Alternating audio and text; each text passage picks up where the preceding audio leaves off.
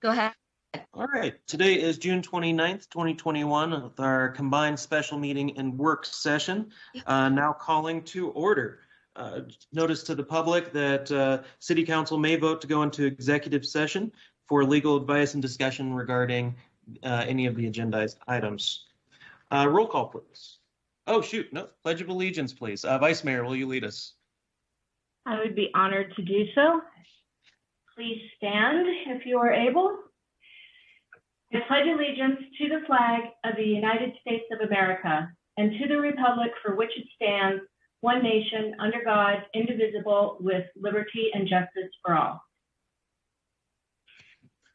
Thank you. And Councilmember McCarthy, our mission statement. Thank you, Mayor.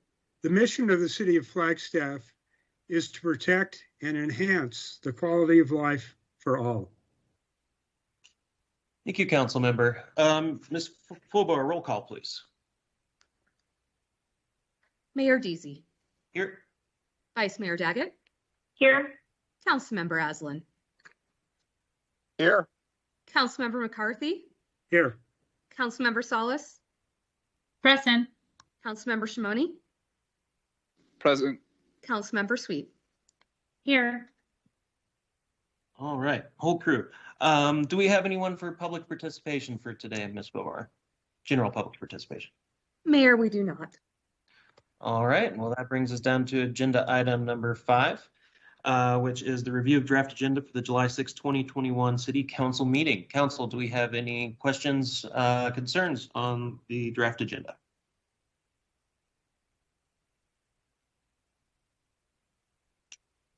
I'm not seeing anything in the chat box.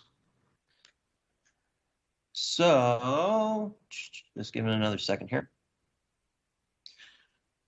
All right, well then we're down to agenda item number 6, which is Elevate Pre-K Progress Update.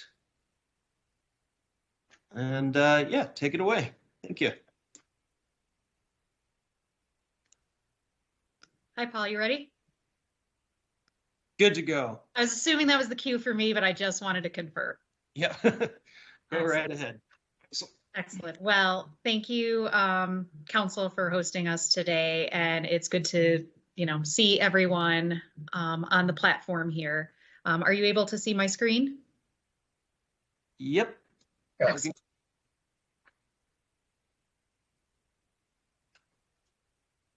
Are you frozen, or is it just me? We're good. We're good. Great. So for those of you who don't know me, my name is Rebecca Serzan. I am the Northern Arizona Regional Lead for Association for Supportive Childcare. And for those of you who haven't heard of our nonprofit, we work to support and provide resources for the people and places that care for young children. And in this role, I am privileged to act as the Elevate Pre-K coordinator. I want to introduce you also to Scott, but before I do that, Paul Kopinski was supposed to join us today, and unfortunately, just about an hour ago, he needed to head down to Phoenix for a family emergency. So if you would all keep him in your thoughts and send him well wishes, we would greatly appreciate it. I'm sure Paul will be following up with you as well, too. Scott, did you want to introduce yourself? Good afternoon, everyone. I'm Scott Pettit. I'm the president of the Wharton Foundation, and we fund high-quality education in Northern Arizona, focusing mostly on Flagstaff and the programs and collaborations that have been happening in our community. I've been involved with Elevate Pre-K for the last several years. I'm also the chair of the steering committee for Launch Flagstaff, and so through my role in Launch Flagstaff, I've been a part of these conversations. While not an educator, predominantly just a funder through my private foundation. We've been supportive of Elevate Pre-K since 2018. Excellent. Thanks, Scott. So what I'd like to do today is just give you an overview of how your seed investment from the City of Flagstaff has gone into producing Elevate Pre-K where we are today with program strategies. I also want to take a little bit of time to talk about pandemic impacts, considerations around there, and finally close out with some discussions around sustainability and future needs. So I was going to have Paul talk about launch and its inception, and I might turn it over to Scott for just a minute to talk about how did we even get to Elevate Pre-K in the event that you're not familiar with this work.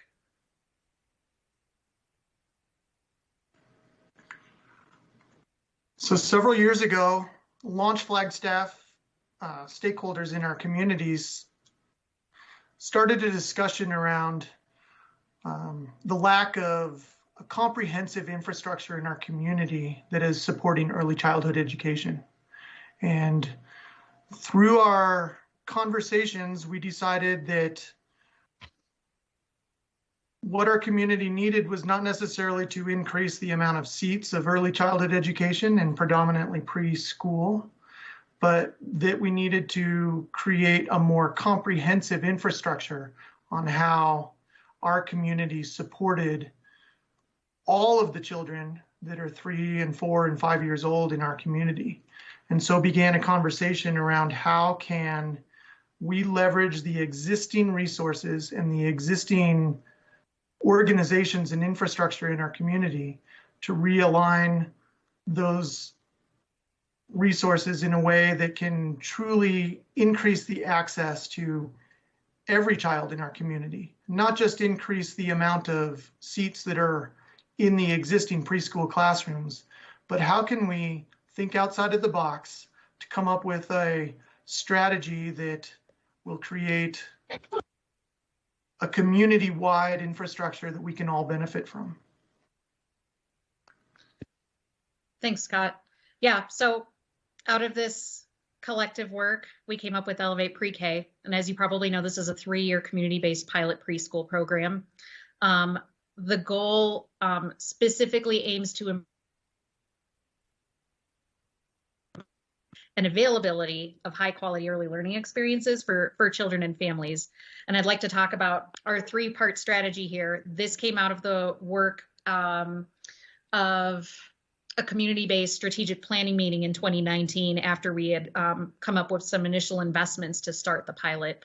So I'm going to talk about these 3 points today. I believe I provided handouts for you all to look at if you want more information of these in detail. I'm always happy to talk about that offline or provide you with more resources on these. So I first want to start by talking about high quality. And the reason we're talking about high quality and not just any preschool program is because research shows that it's high quality programs that actually make the impact for young children. There is plenty of research available that shows that children are not only ready for kindergarten and all of those educational attainment pieces we want to have, of course, in Flagstaff, but there are so many benefits to society. Investment is really impactful. Along with that kindergarten readiness, we see higher graduation rates. We see less needs for special education services. Beyond that, we see more participation in the workforce, higher earnings, more likely to be a homeowner, better social determinants of health. Along with that, we start to see reductions in poverty, reductions in crime, less need for social services. So although it's easy to go to the thought of like, yes, this supports a child, this really supports so many layers in our community. Subsequently, quality programs do not move the needle for any of these marks. And in addition to that, poor quality programs actually have a detrimental effect on children, and we don't talk enough about this. What we actually see from children who attend poor quality settings is that they enter kindergarten with more behavior problems. And we know what that translates into. It means potentially more remediation, pulling out of class time, working on issues that aren't related necessarily to academic achievement or social achievement. So it's really important that what we're designing is high quality. So we've used all these research components to design what we think is the gold standard for early childhood education. And along with those things we're building in, we're also making sure that this is responsive to families who are in the workforce. We've made this program a full day year-round program. It has to work for families in Flagstaff, and that's one of the gaps we see. Along this time, we're also doing a formal evaluation study. Northern Arizona University is going to be conducting this research study to evaluate child and family outcomes. So we're really excited about the information we're going to get. I could literally spend my whole time talking about the components we've built in this pilot classroom, but I just wanted to give you a high level of what you're going to expect to see. And most exciting is that classroom one is at Kinsey Elementary. We will be enrolling our first 18 children. We've already started our enrollment process and we're excited about getting that going. So just as important as making sure that we're supporting the child with the early learning supports that they need, we need to think about the family unit. We know that research shows that family supports are needed not only for childcare, but for all of the social supports that they may need. Many times we're designing programs in thinking about just the child or just one component. And we're saying, yeah, we'll just provide these resources to families, or we'll create this program and then, yeah, families can access it. And no one's taking the time to talk to families.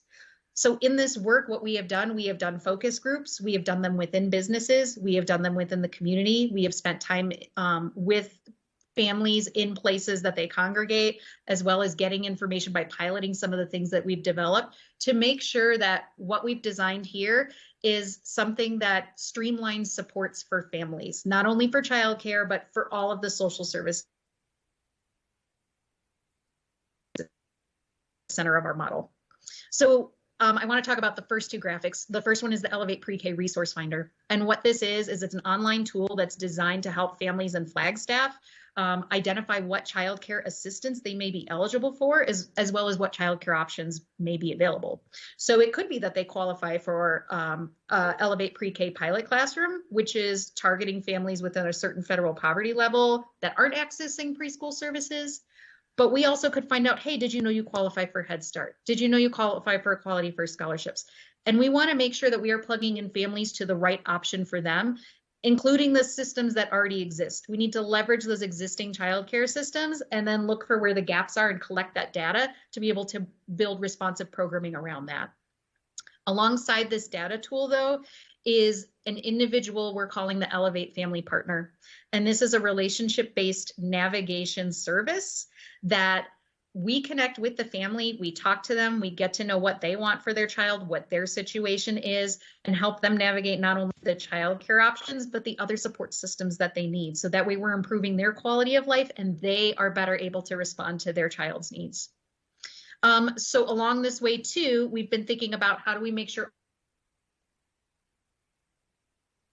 the things we heard from families was sometimes they're just Googling, like, is there a scholarship for, childcare? Or I talked to one mom who said, I was just Googling like scholarships for Hispanic families. Like she had no idea what to do. And, of course, we're going to go to the internet or our social media and ask.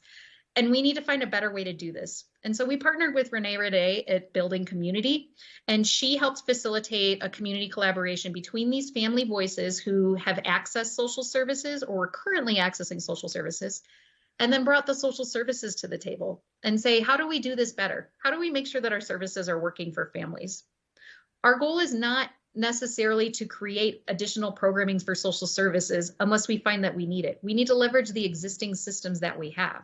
So during that time, we've brought those partners to the table. We've talked about mutual goals, what systems need to improve. This includes, can we have a common application? Can we have a one-stop shop where families enter and it's not, well, yeah, you need support with this, but I can't. Food services or health, here's a resource list. Here's a phone number you can call. We need to do a better job of that. We need to make sure we're building some infrastructure around that. So we've really spent a lot of time in this community collaboration piece, and I'll talk more about that when I bring up COVID as well too. Finally, our third goal focuses on sustainability. We need to think about what's going to happen beyond this 3-year pilot, but also using, I still have a landline in my house. I can't believe it rings during my meetings. We aim to build a sustainable community-based system that includes and expands the existing early learning services and supports. We do this through a collective impact model, which I'll talk about again in probably 20 more times because I do think it's a critical piece of our work. But we're leveraging existing programs and bringing in partners and saying, what are you doing now and how can we help you expand it? I have a list of additional partners that have joined our work, but one of the partners I want to highlight is actually Lowell Observatory. So they came to the table and said, how can we support STEM curriculum for young children? And we've partnered with them to be able to provide access for not only Elevate Pre-K, but other preschool classrooms to provide quality STEM education with a local partnership. We've done the same through Coconino County Health and Human Services. We have connected FUSD, Coconino Community College, and Northern Arizona University in strengthening and streamlining a pathway for early childhood workforce development so that in high school, if we child development classes or have an interest in education, they have a very clear articulated pathway with scholarship funding to move all the way through our professional development and higher ed systems in a cohesive manner. We continue to increase community partners and are looking for sites for pilot classrooms 2 and 3 that are non-traditional partners. So I want this idea of education to move beyond just our current education sectors, and we need to start thinking about the business community and the health community and how we partner with them. And so we are forming those partnerships as we speak and are continuing to cultivate those relationships. Finally, during this 3-year pilot, we need to be prepared for what happens afterwards. We need to think about not only what's happening during the pilot, but how we can create an efficient and equitable system beyond Elevate Pre-K. And so we're going to be spending some time developing a sustainability plan and doing some research there, which again, I will talk to you about in the end. So I wanted to take a moment to again highlight the collective impact partners that come in here.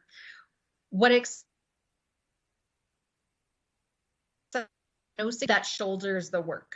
And this is why this model is effective. We have public-private partnerships. We are leveraging those existing resources that come to the table. We're adding on additional partners who learn about our work and say, hey, I can provide this piece. Can you provide this piece? And that's how it's working together. Scott, do you want to share a little bit about the power of collective impact and how this has worked for launch in the past years and how it's been successful?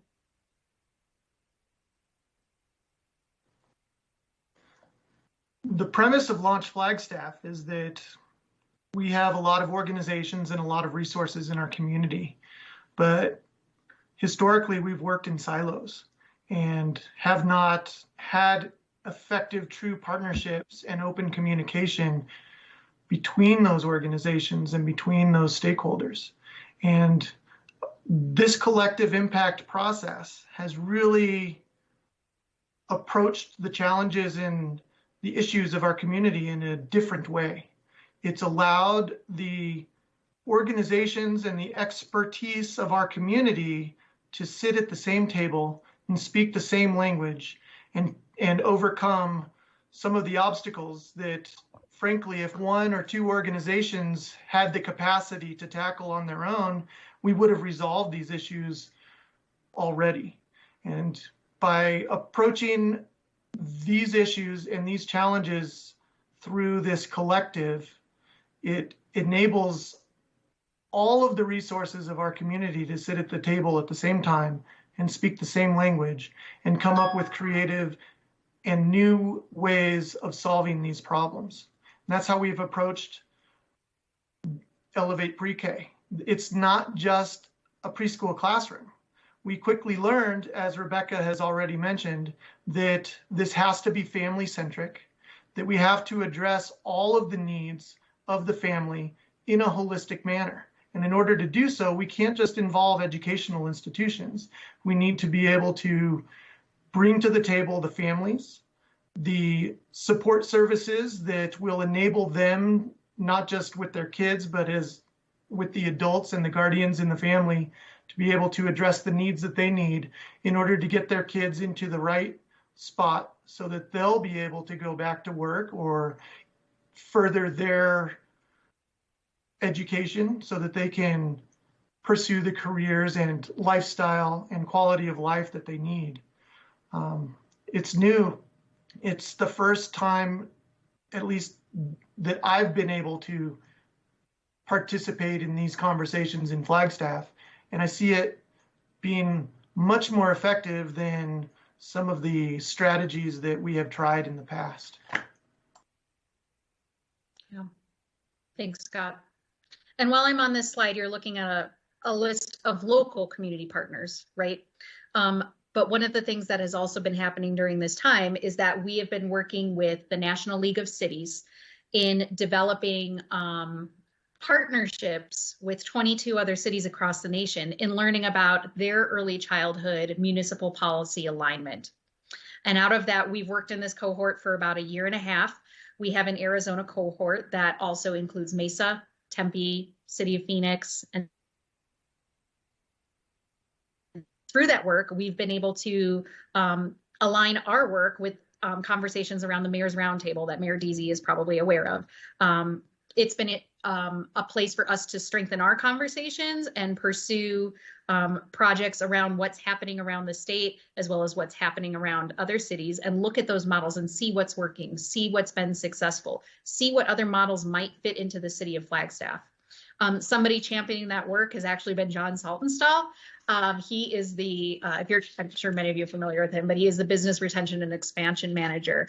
And he has been championing this work and really sees the value of it, not only from this perspective of, again, when we talk about quality of life for children and families, which is in Flagstaff's mission statement, but also from an economic standpoint and from a workforce development standpoint, and sees the benefit on that end there too. So accomplishments over the past year and a half or so is obviously we're positioned to launch our first classroom. Able to see all these bullet points, by the way?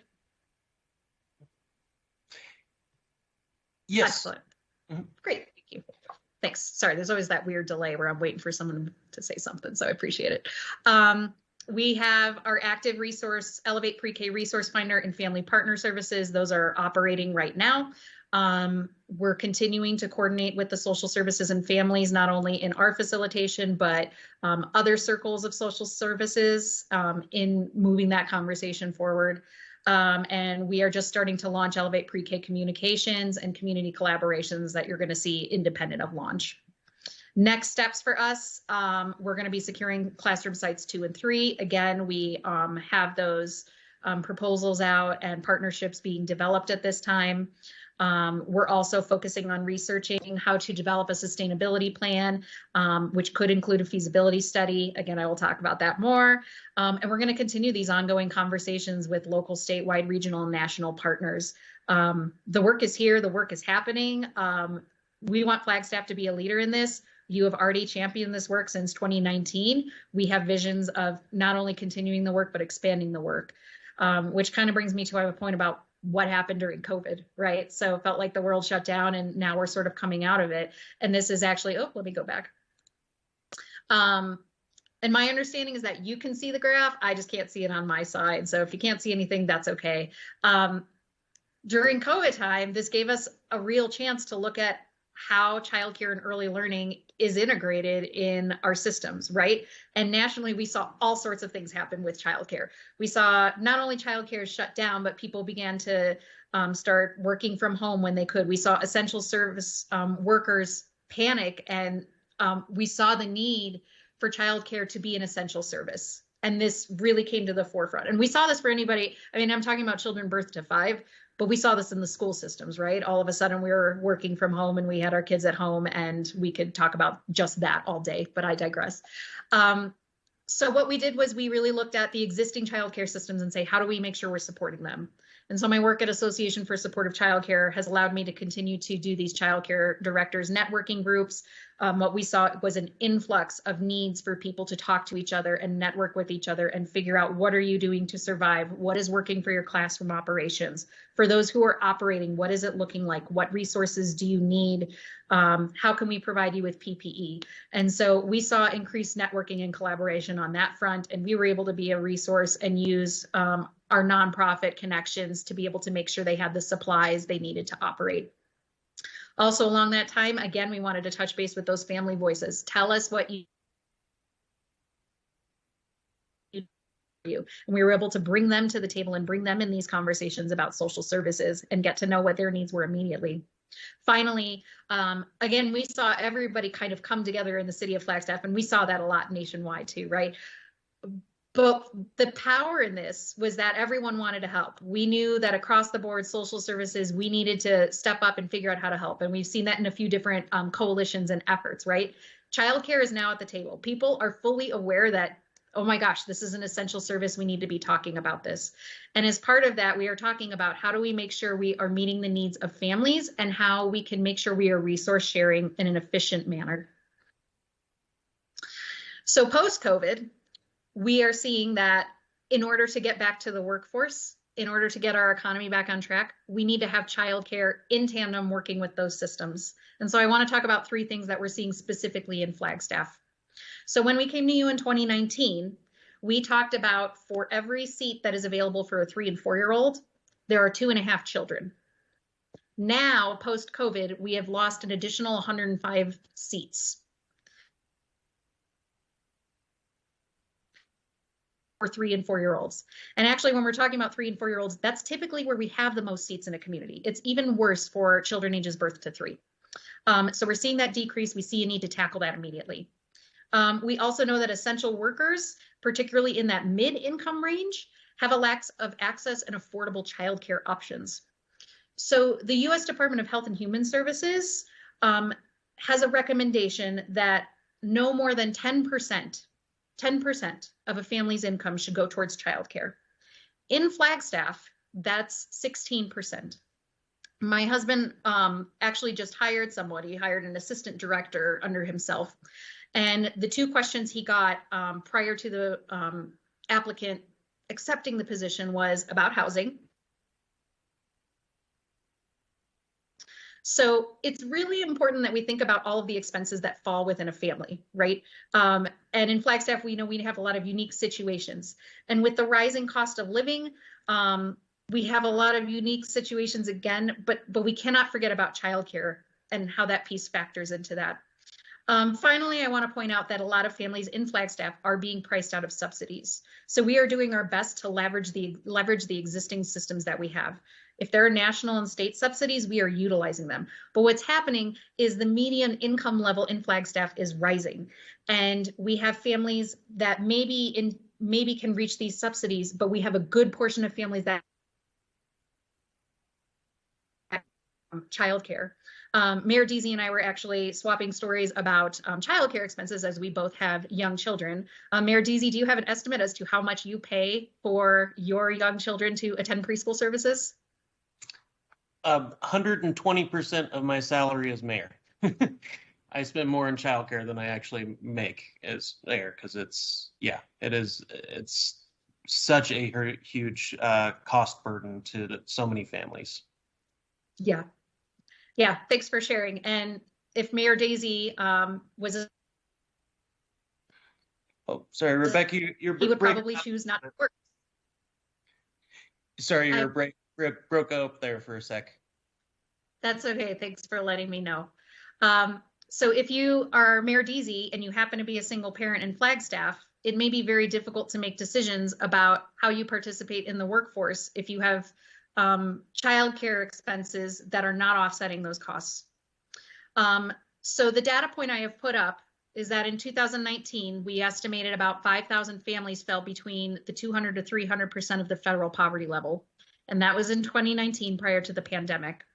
What we're going to see is an increase in families, again, just out of reach of these subsidies. And we need to think about where the net is for these families. How do we make sure that they have the childcare options they need so that they can return to the workforce and we can get our economy back on track? And one thing I've intentionally left out here too is I'm not even talking about high quality. I'm just talking about childcare. And remember, there is a negative effect for poor childcare. There is a negative effect. So we need to be very intentional here.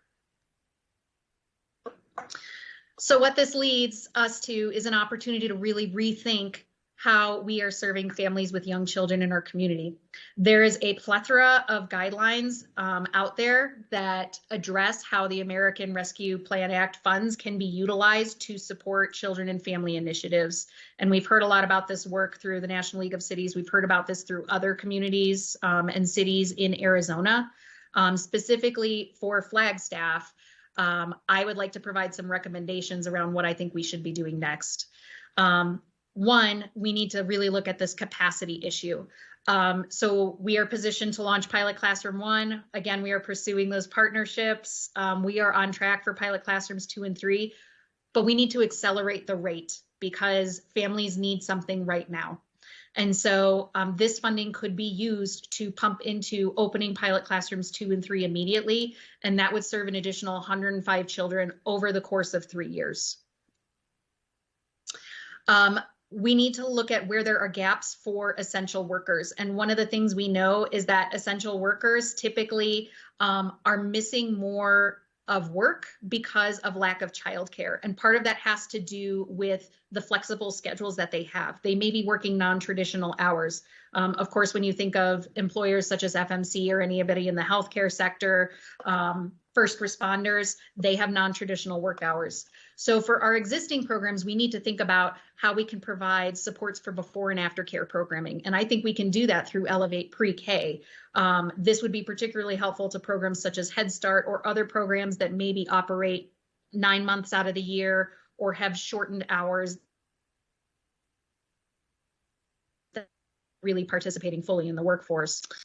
We also need to continue to support families in navigating childcare options. We're going to continue to donate our services, this Elevate Pre-K Resource Finder that we built. We're going to leverage our current funds. But if we could put supports into expanding that, we would be able to reach more families and invite other programs to participate in that work as well, too. And then finally, what I would like to do is ask the city to continue to be a thought partner and provide resources and staffing to think about sustainability options past this pilot program. We need to start positioning now to think about what does this look like beyond the 3-year pilot. What I'd like to do is position this as a public-private partnership to make sure that, again, we are following our collective impact model. And I'd like to turn it over again to Scott to just share how the Wharton Foundation can be one of these funding partners along with the city.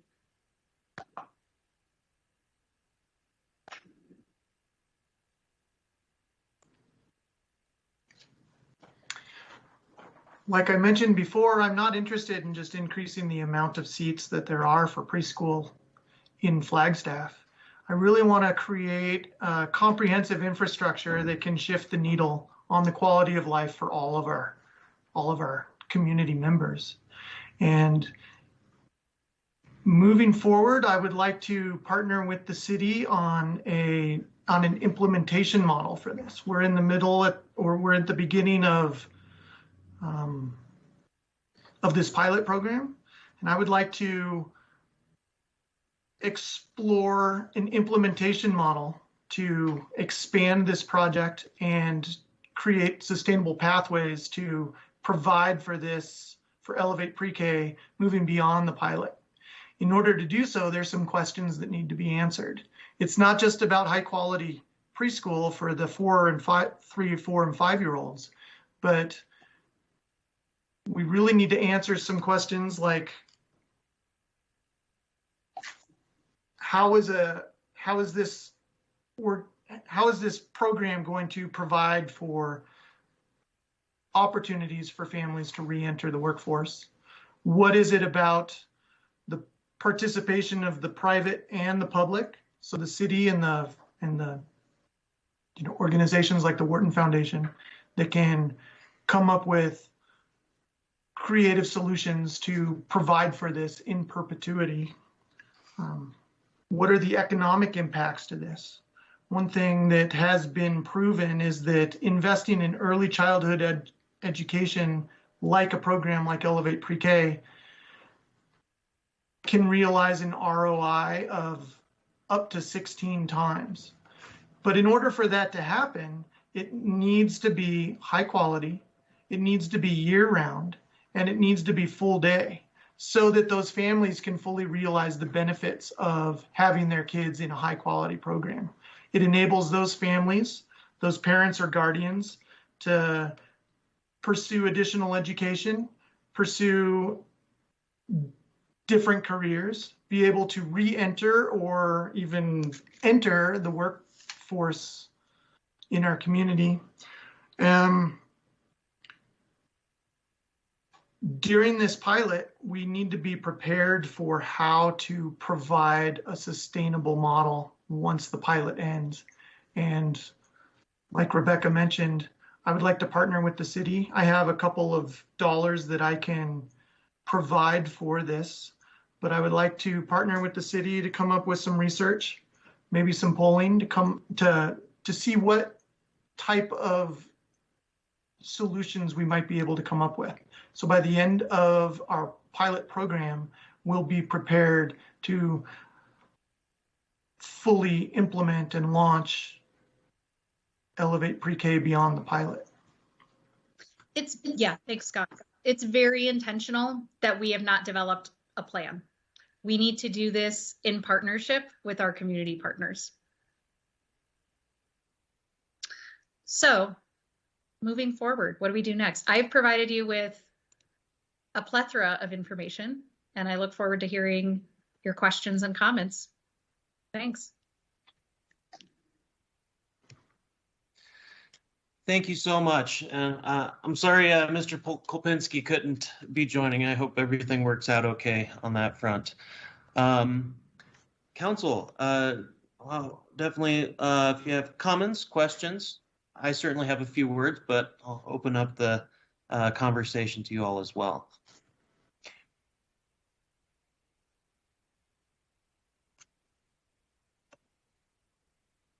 Here. Councilmember Shimoni. Thank you, Mayor, and hi there, Rebecca and Scott. Thank you so much for the presentation and your work in our community. We appreciate it, and our kids appreciate it, and our families appreciate it. And yeah, we're just blessed to have such great people working in Flagstaff to support, especially this population, you know. And yes, blessings to Paul and his family right now with what they're going through. So I wanted to say thank you to the Warren Foundation and to Elevate Flagstaff for their work in this community. Rebecca, I'm sold. You know, give me the numbers. Tell me how much. You know, I think that we should address capacity. We need to address the gaps for essential workers. We need to support the families in navigating the options that are available. I like to volunteer our city staff to work with you all, city manager and John Saltonstall, but I actually don't have the ability to do that. So, but I think that the partnership should continue and the conversations should continue. And in whatever way I can be of support, please let me know. I also wonder what commissions this can work through, Mayor and Council. You know, I'm not too sure what, I can't think of a commission per se that, you know, comes to mind, but I wonder what commissions we could work this through as well as we continue forward, just to have that additional engagement level. But Scott, I'm inspired by your comments about moving beyond the pilot and your ambition. So thank you. And I think that, you know, so my questions are to leadership, or Mayor, you might know, if you can remind us when we will have that conversation about the America Rescue Act. And then my other cost, Rebecca, is kind of just give us some numbers. Yeah, absolutely. And thank you, Adam. I appreciate your comments here. So I estimate for the 3 years, what could make an impact right now for recovery would be $1 million. And what that would do would, again, expedite that pilot classroom process. That's going to be your biggest dollar ticket amount. We're going to continue to still pursue the public-private partnership as designed in this collective impact model. We have specifically not attached a dollar amount to the sustainability work that needs to come ahead, because we want to craft that conversation with you. We do anticipate potentially being expenses around developing a feasibility study, hiring a consultant to be able to do some of that work or have some facilitation around that. So we have intentionally not attached a dollar amount to that. There are some local conversations happening about some funds we can leverage around more family coordination services. I anticipate another $500,000 could go a very long way in speeding up that process, and again, allowing us to expand our services in the family connection piece. But I would say at a minimum, you know, $1 million over 3 years would definitely provide the boost we need to get this expedited. And Adam, I would just share also as well too, as you think about what commissions you can use. we can also work on sharing some of the ways that other city councils have connected their child and family initiatives or early childhood initiatives and embedded that into their work in the city too. So I'm happy to share some of those thoughts. But of course, John and Greg have been champions of this work. They continue to be champions and have ideas to share as well too. That's great, thank you. And Mayor or City Manager, do we know when that conversation is going to be had about the America Rescue Act? We'll have thank you, Council Member. We'll have a check-in before the recess to let you know what we know.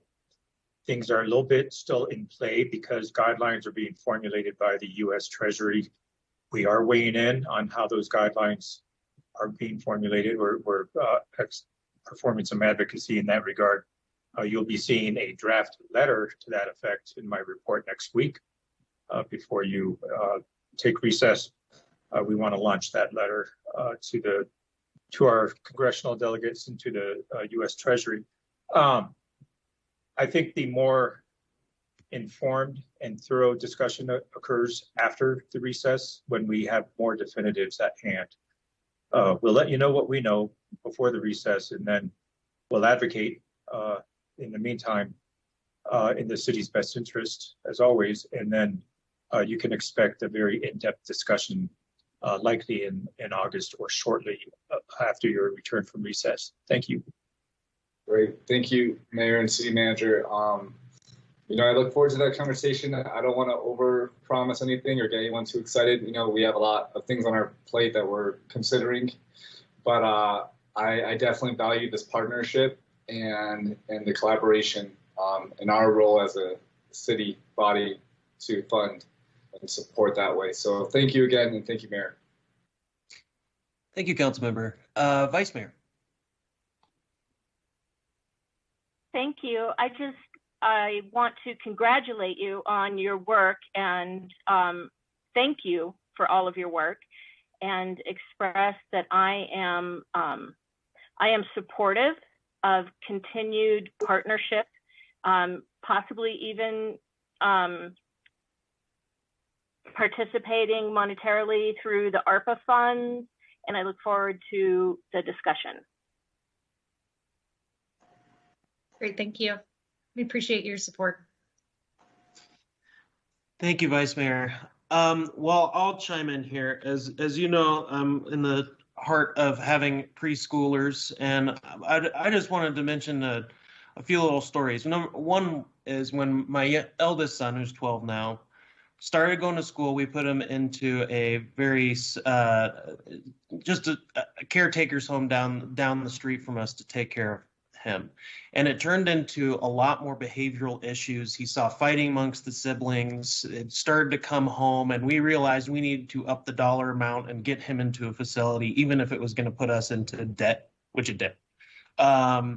And inevitably, it turned into a great thing for him. Immediately when he started those schools, he right into a real preschool. He read about 40 books within 3 months, just started eating it up. And it really does speak to the whole quality of education and the need therefore. But we really do need to think about this, especially with the workforce development. And I'm very glad that has been a big piece of this, because we do have a very qualified workforce, people who want to get out and want to continue their professional development, go to grad school, whatever it may be, but are with their children. And this happens especially in about the 3 to 5 year mark after college, like late 20s, early 30s.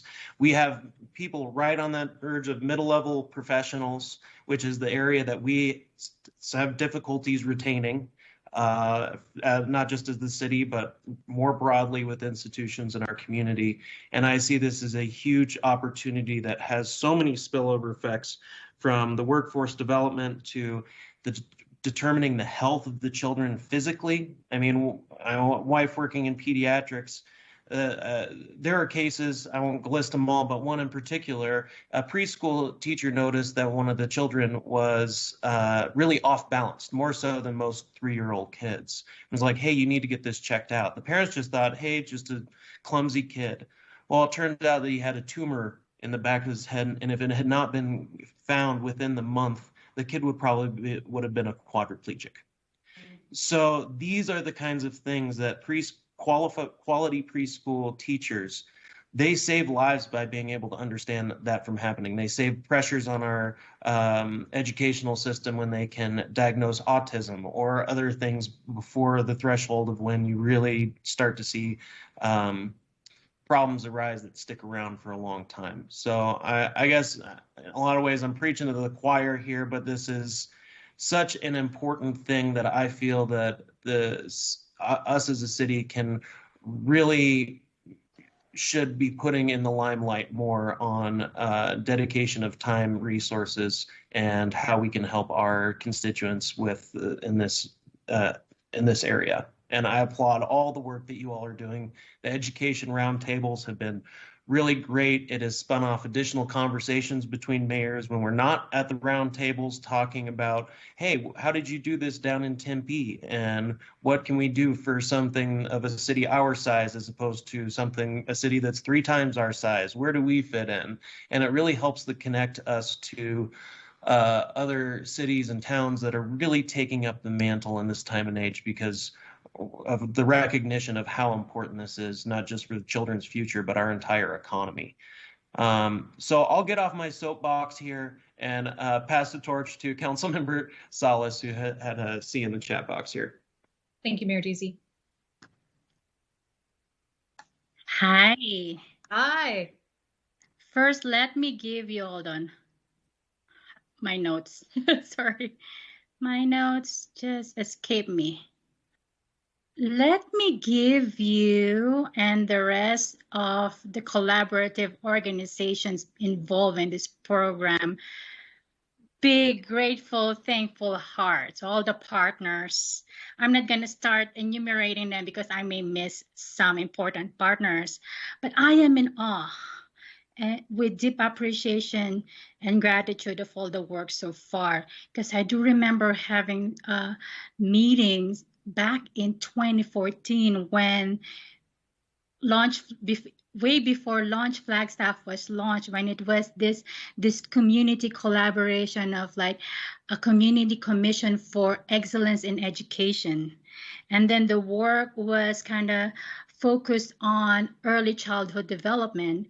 And then about 3 years ago, previous mayor and council committed to be part of funding the pilot program of Launch. And thank you. And I will reverberate my continued support and commitment to this program as you grow and evolve and really strengthening those partnerships. I just came back from the National Association of Workers Conference, wearing my volunteer board member for Coconino County Workforce Development Board. And a lot of workforce issues actually relate to lack of childcare. And I've seen some successful project where childcare is wrapped with a wraparound service with business services, career services, and job services, including offering other services that address barriers to workforce development and economic development, such as, access to housing, access to transportation, access to public health. And I would love to share those ideas offline, and of course wearing that workforce development board hat, because I believe, I think we're all preaching to the choir here, where early childhood development and pre-K is the beginning of cradle to career and workforce development, and shaping our future workforce and our future leaders and our future entrepreneurs and scientists, doctors, professionals, name it. So thank you. And I'm looking forward to future discussions and continued collaboration and partnership. Thank you, Regina. And yeah, I'd love to continue the conversation. We have talked specifically about that group and the work they are doing. So I look forward to swapping ideas. Excellent. Well, thank you so much. I'm not seeing any more C's and Q's in the chat box, but I look forward to this being a part of our discussion when we do have the ARPA in front of us, as well as other discussions as we move forward and find grounds for greater partnerships between public and private and otherwise. Councilmember Aslan has a comment. Yeah, I will be very brief. I just wanted to weigh in a little bit, though. As a member of the choir, I say preach on. Thank you, Austin. Excellent. Well, thank you again. Give our best wishes to Mr. Kolpinski. And with that, I believe we are ready to move on to our next agendized items. So thank you all. Thank you. All right, we're down to agenda item 7, which is the Beulah University Roadway Project 60% Design Review. City staff, take it away. Good afternoon, Mayor, Vice Mayor, members of the council. I'm David Peterson, Project Manager with Capital Improvements. Today I'm going to be presenting the 60% plans for the Beulah University Roadway Project. I have a presentation. I appreciate your time and consideration with the presentation as well as our discussion. During the presentation, I'm going to shut off the video. I'm going to start the presentation now. Thank you.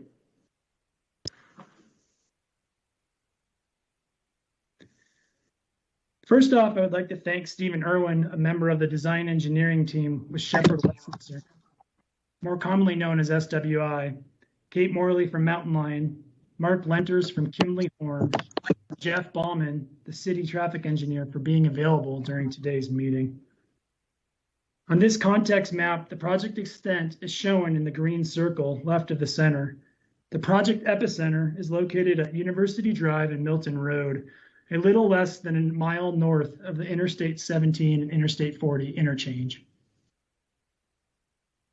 The project overview map shows the future project at a larger scale, with north being to the right. For ease of visualizing all the exhibits throughout the presentation, north will always be to the right. As you can see in this slide, Milton Road is towards the bottom of the slide, and you can see that Target's on the east, and the former ADOT property is on the west side. Currently, University Avenue connects to Milton between Burger King and Wendy's, and there's an offset between University Drive on the east side of Milton with University Avenue on the west side of Milton. This project will realign this offset. In addition to the good work of SWI and their sub-consultants, we have a large group of stakeholders shown here in no particular order. Each of these stakeholders have been and continue to weigh in and partner with the city on this project design. I also want to mention that these plans shown here today are the 60% plans, which are preliminary. There will be more meetings, reviews, and comment integration with each of these stakeholders before we have final plans. The format of the presentation will show a larger extent map on the bottom right, which will include a red box for the area or the section of roadway that we'll be discussing. The first slide will share the features of what's going to be shown on the following slide. So in other words, each section will get 2 slides. The first will be textual, and the second will be graphical. The first feature slide will go rather quickly for each section, so the features can be shown and read on the second slide. The closing slides of the presentation will include several slides from recent discussions between city staff and SWI since the 60% plans have been completed. So showing here, we have a 10-foot foots and a 5-foot parkway on the west side of the road. This is the west side on the top. 10-foot foots is this kind of grayed hashed area here, and the 5-foot parkway is this white polygon between the roadway and the foots. On the east side, we have an 8-foot sidewalk shown at this hashed section here, and then we have an 4-foot, concrete parkway. Both are located behind a curb. Shown here are 4 lanes of travel. The 2 outermost lanes are bus-only lanes, 1 northbound, 1 southbound. Similarly, there will be 2 vehicular lanes of travel, also 1 northbound, 1 southbound. These plans currently show a 4.5-foot bike lane, on-street bike lane, again northbound and southbound. A signalized pedestrian crossing is located on the southern end. As you can see here, the crossing is offset to encourage users to view the oncoming traffic. This crossing would look similar to the relatively new crossing that's on West Route 66 by Galaxy Diner and O'Reilly Auto Parts. Finally, this section includes 15-foot wide landscaped medians. Next section of Beulah Boulevard is nearly identical to the first southern section with a few exceptions. Of all these exceptions, they're all in conjunction with the transition to the roundabout. As you can see here, we still maintain the same foots and parkway that we had before, but we have ramps to take the bicyclists off of the road and up to the sidewalk to navigate through the roundabout. Likewise, we eliminate the bus lane as the bus needs to turn to enter into the roundabout as well. I also wanted to note, not shown on this slide, is Mountain Lion is planning to have a northbound bus stop in the middle of this slide approximately, as well as a stop on the south side approximately in the middle of the slide. This slide will show the roundabout, which is located in the northern end of the former Fresquez property.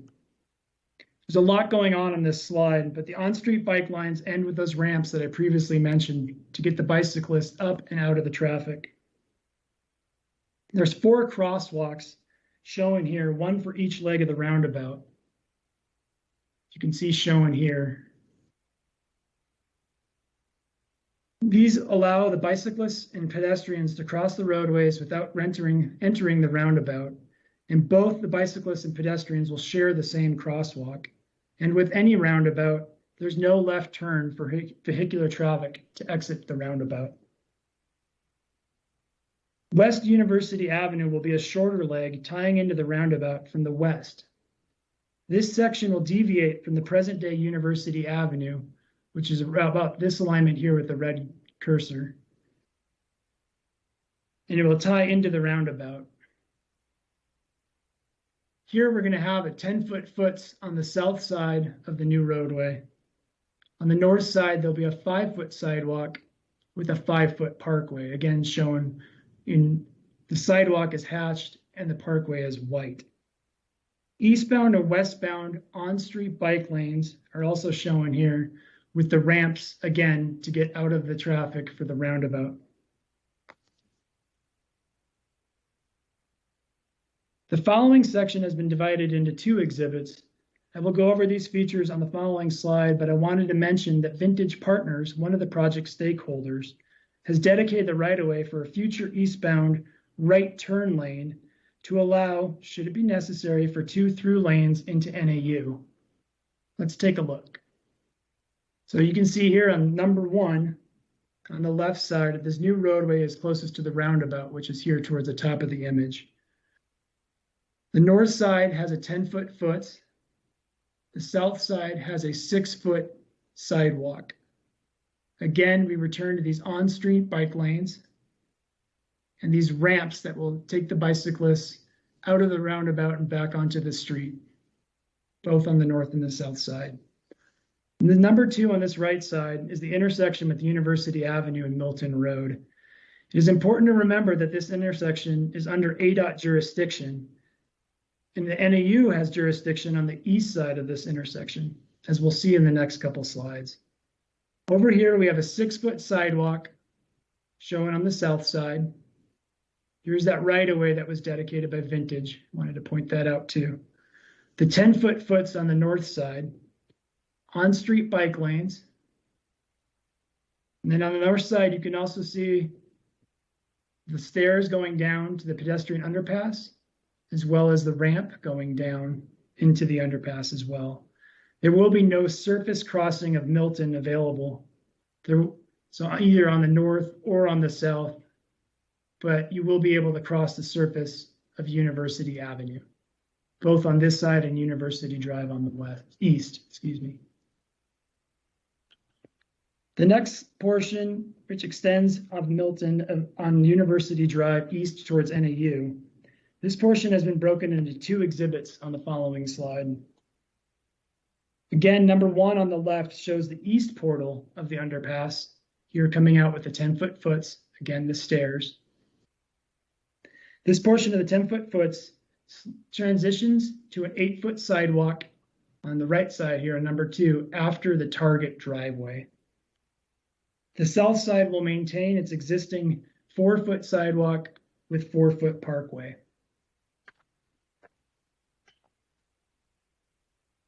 This portion of the project is South Yale Street. This portion comes into the roundabout from the north. The existing University Drive also tees into this road from the east currently. This section will have 5-foot sidewalks on both the east and the west sides south of University Avenue. However, to the north, there will be no sidewalk on the east side due to considerable slope and the multi-family housing. However, on the west side, the 5-foot sidewalk continues northward.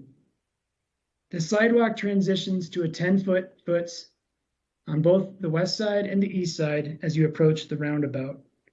The west side will also maintain a 5-foot parkway shown again in the white. On-street bike lanes will tie into existing on both southbound and northbound lanes. The last section of roadway is currently the University Avenue section. This too has been broken into 2 sections for greatest clarity. This section includes 5-foot sidewalk and 5-foot parkway. Sidewalk shown here, parkway shown here on the south side, and existing sidewalk on the north side. There will be 1 westbound lane and 1 eastbound lane, as well as a 13-foot center turning lane. Milton Road will have a raised median, which will terminate north of this roadway's intersection with Milton. There will be no northbound left turns from Milton and no left turns onto Milton. This is what we call right in, right out. And perhaps the most unique part of this project is the pedestrian underpass. The underpass will be just north of the University Milton intersection. It'll be 20 feet wide, 10 feet tall, and 114 feet long. For comparison, if you have been through the recently completed Sheep's Crossing Foots Trail, the tunnel length here is nearly 3 times as long, or about 300 feet. To aid with this significant construction task, the concrete for the tunnel will come precast in sections. The picture shown here in the bottom right is a project from down in the valley, and you can see there's about 11 different sections that have been placed side by side. And this helps to expedite construction and minimize the closure of Milton during construction. I look forward to our communication and coordination with ADOT and NAU on this facet of the project. In addition, the tunnel will also have lighting as well as active drainage in the low point of the tunnel. More recently, city staff has been working with the design team to discuss some other possibilities on the South Beulah Boulevard section of the project. This discussion has been about the potential for inclusion of off-street bike and pedestrian paths on both the east and west sides of the roadway. One consideration which makes this challenging are driveways. However, this section of the extended Beulah all the way to the roundabout, according to the final plat from Vintage Partners, will only have 1 driveway on the east side, and there will be no driveways on the west side. In the discussion of these off-street bikeways, the ped paths would be an 11-foot foots shown here on the east side between the 2 solid red lines and shown here on the west side between the 2 solid red lines. There would be an 8.5-foot parkway on the west side and a 5.5-foot parkway on the east side. Of these 11-foot cross sections, 6 feet would be dedicated for pedestrians and 5 feet for bikes. The reason that it's 5 feet for bicyclists are due to the directional nature of bicyclists using the path.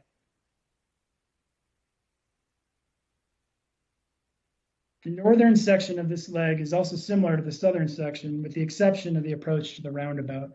So here you can see we have eliminated the ramps, which used to take bicyclists off the on-street bike lanes up to the off-street bike lane. So that there, if this is the route that we pursue, there would be an elimination of those ramps.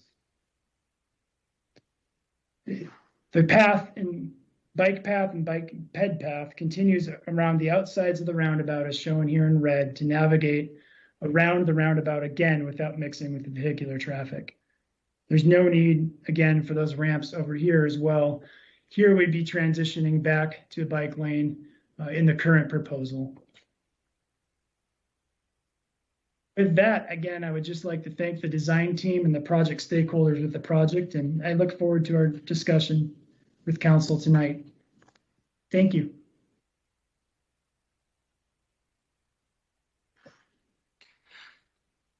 Thank you, Mr. Peterson. Council, comments, questions?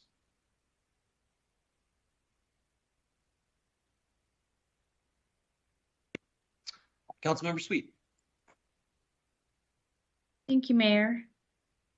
Thank you for the presentation. I really love the fact that you focused on the bike lanes and the sidewalks. I'm just wondering if the bike lanes are separated.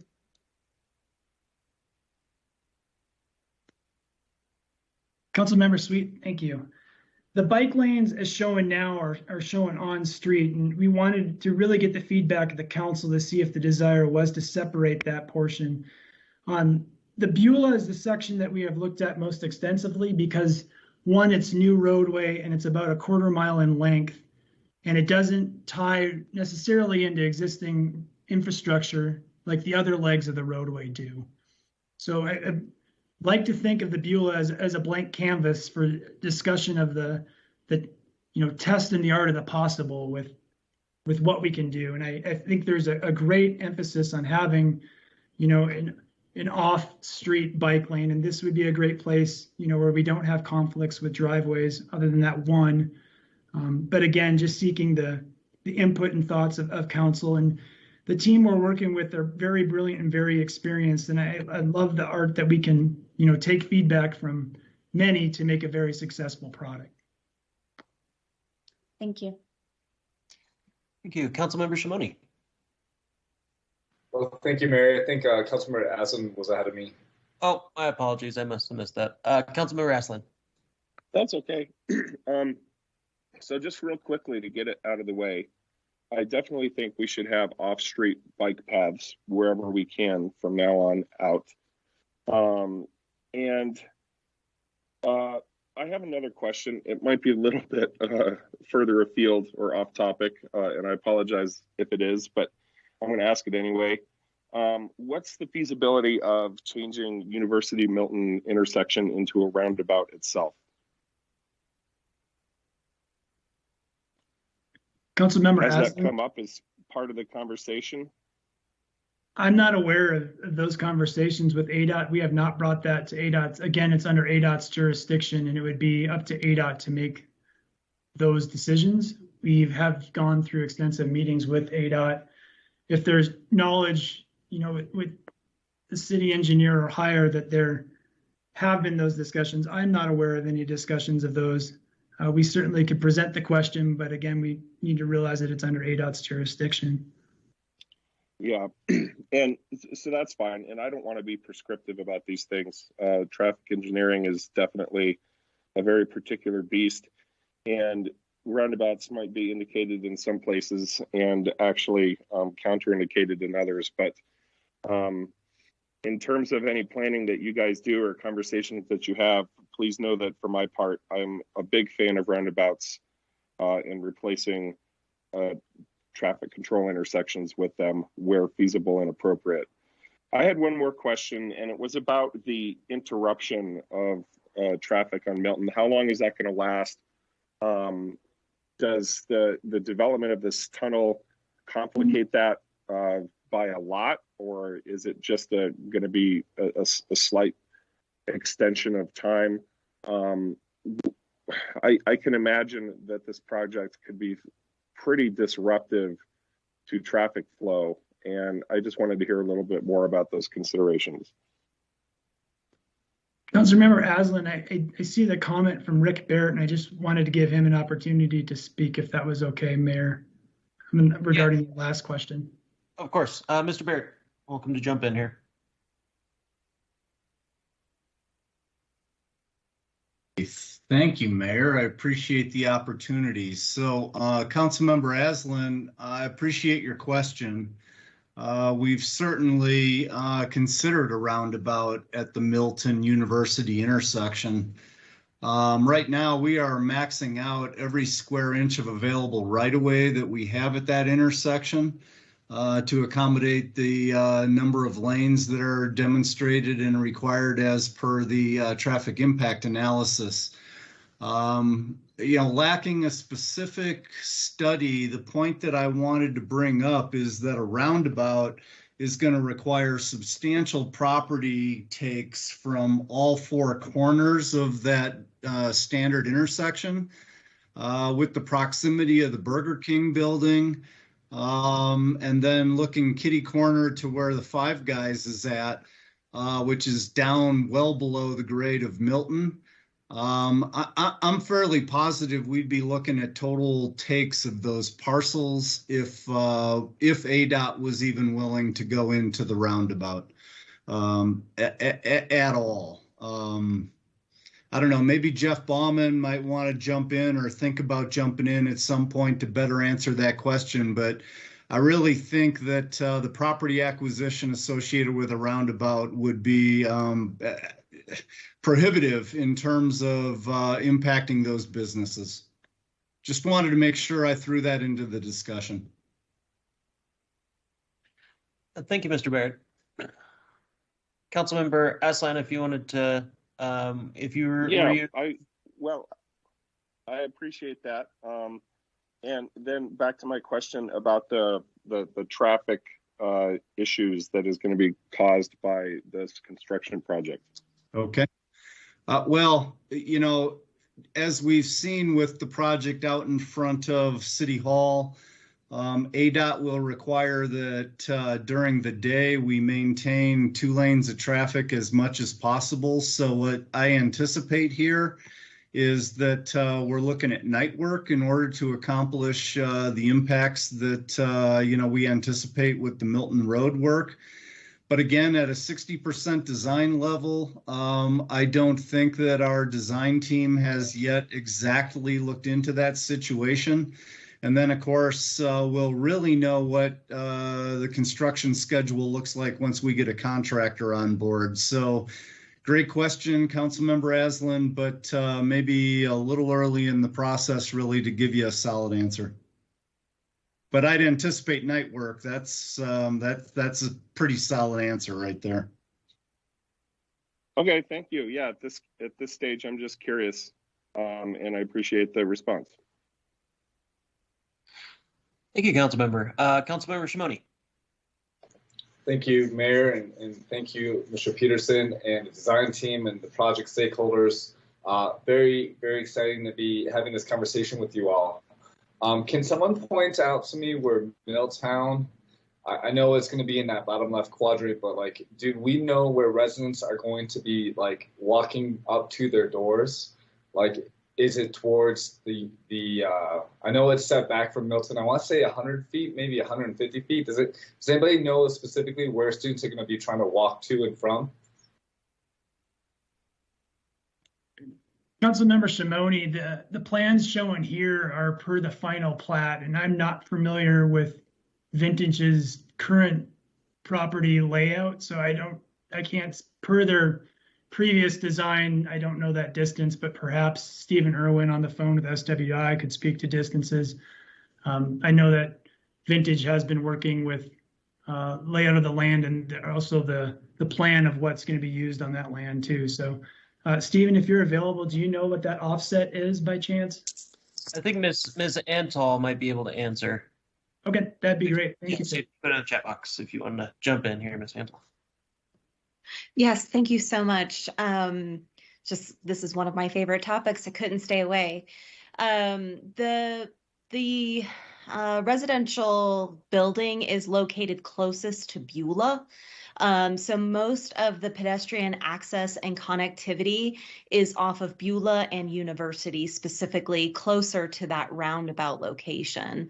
There are 3 commercial pads that are located along Milton and pretty much a large parking field. So while there are some opportunities for pedestrian connectivity through that area, we would expect most to connect with Beulah and University, if that's helpful. It is. Thank you. And then can someone just walk me through the thinking or the processing of the placement of the underpass? Is it because, did we put on the north side because that made more sense for the traffic flow?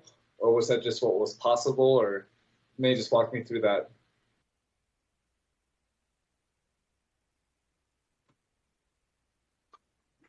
Councilmember Shimoni, city engineer, I wasn't around during the origin or the genesis of the project, so I'm not sure how the design got to the north side of the underpass, but perhaps a staff member with a little greater longevity of history on the project could answer that. Sorry for not a direct answer, council member. Mr. Baird, is that something you could jump in and tell us a little about? Yeah, you know, it's a good question, Councilmember Shimoni. I don't have a map that necessarily helps me demonstrate, so I'm going to use my words as best I can.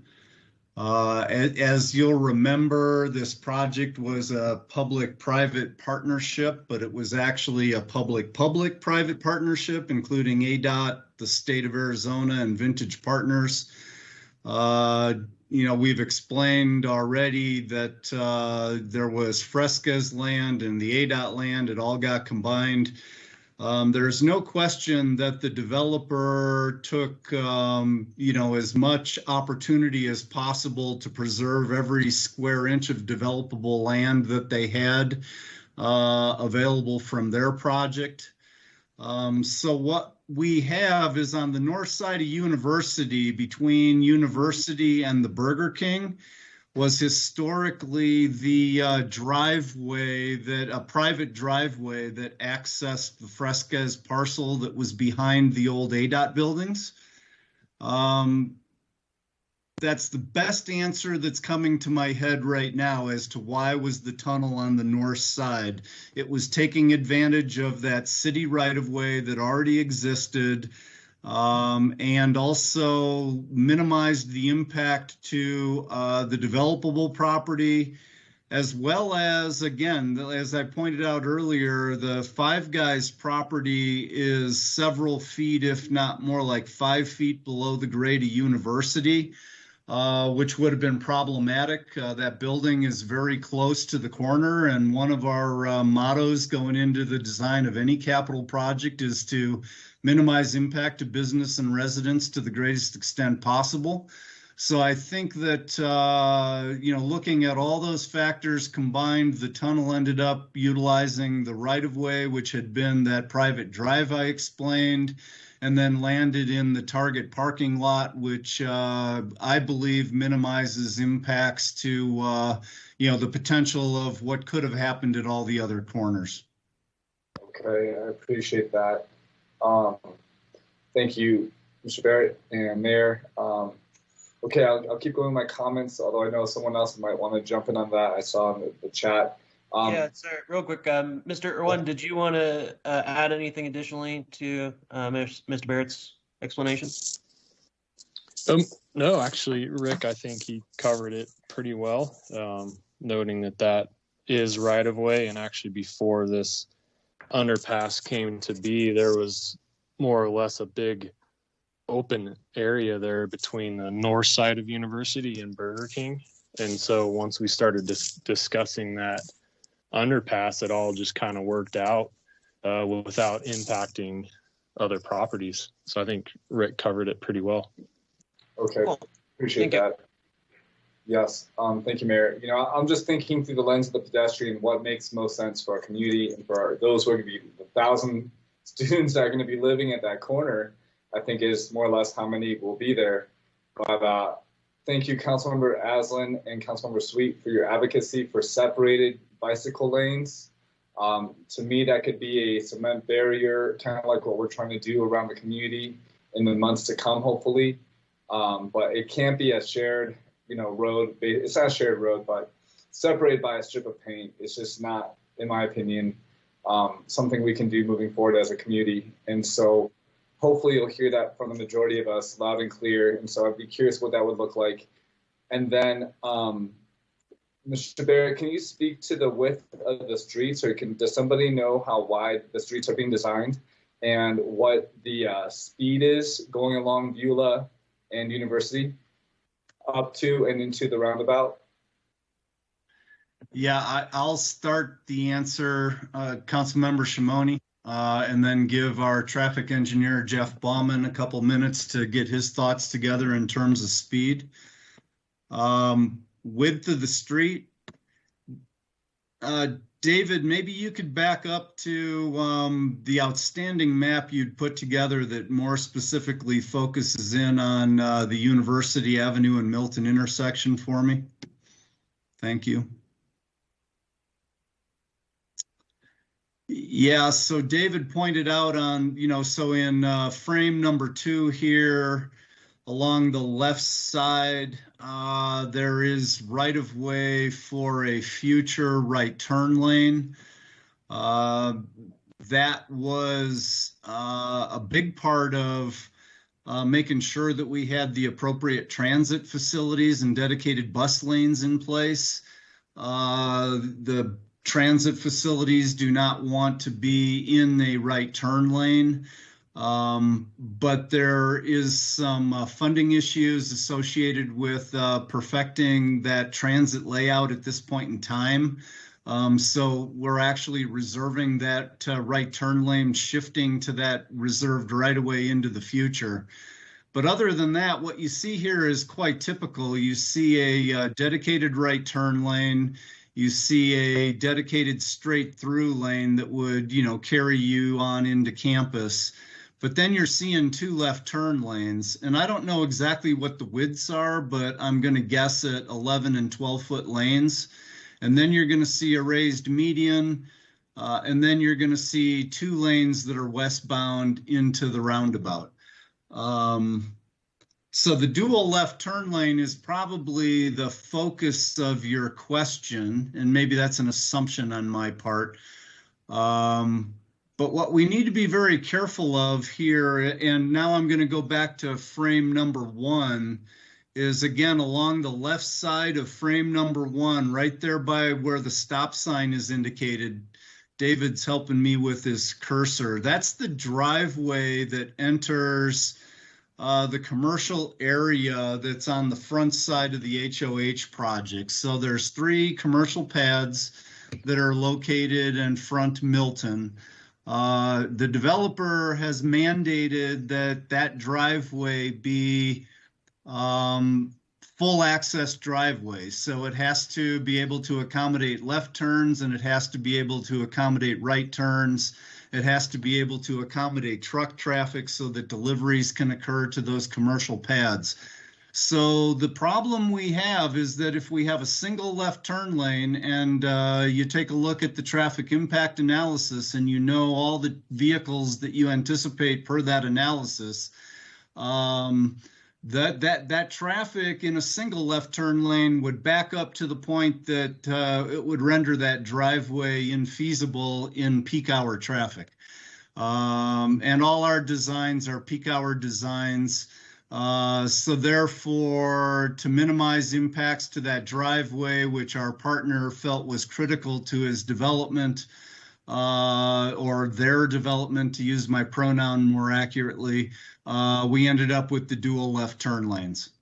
But maybe that gave Jeff an opportunity to collect his thoughts. And Jeff, I'd love for you to jump in. Good evening, Mayor and Council. Jeff Bauman, traffic engineer. Happy to jump in, Rick. Thanks, and you're doing great. You are a traffic engineer. This is fantastic. I've been paying attention. No, you've covered all of those components. That was a really tricky thing to try to fit in that westbound left turn into the site, along with the queuing expected of the traffic signal. So you've described that really well. I'd add one more thing to the tunnel placement, and I don't know that it's exactly why the tunnel ended up on the north side of the street, but the north side along University Drive headed into campus, University Avenue, headed into campus is actually lining up really well with the wider sidewalk as you get past Target and into campus. The south side of the road, as David explained, has a 4-foot sidewalk, has a retaining wall, lacking a parkway. So it actually turns out to be a really nice connection once you get across Milton Road on into campus. Many of you are probably familiar with how that ends as you cross past Target. You get into a nice wide sidewalk. So that actually lines up really well.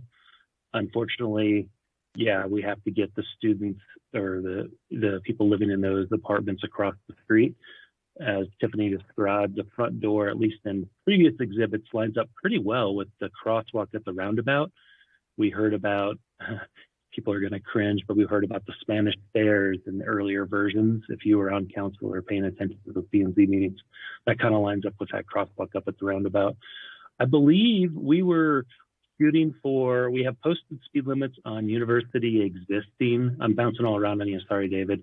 On University existing to the west is posted at 30. And I believe Plaza Way is also posted at 30.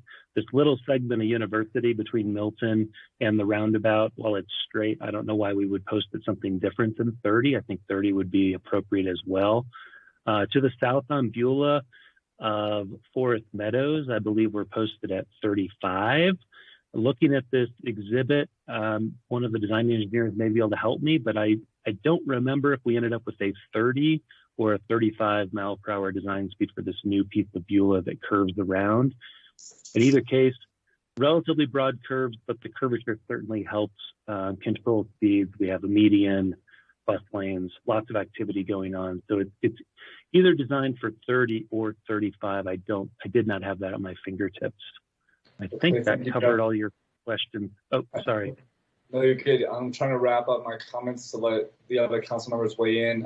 So my comments are that I love the bus lane. I love the idea here. I love for us to figure a design out that encourages 25 as a speed limit in all of these segments. I am concerned about the 6 lanes entering onto University. I think for a pedestrian, that is not a pleasant experience. And I think about our youth especially, and think that, like crossing at 4th and 66, for example, in the community that we all know is massive and is very much a vehicle-focused intersection that is just very overwhelming for a pedestrian.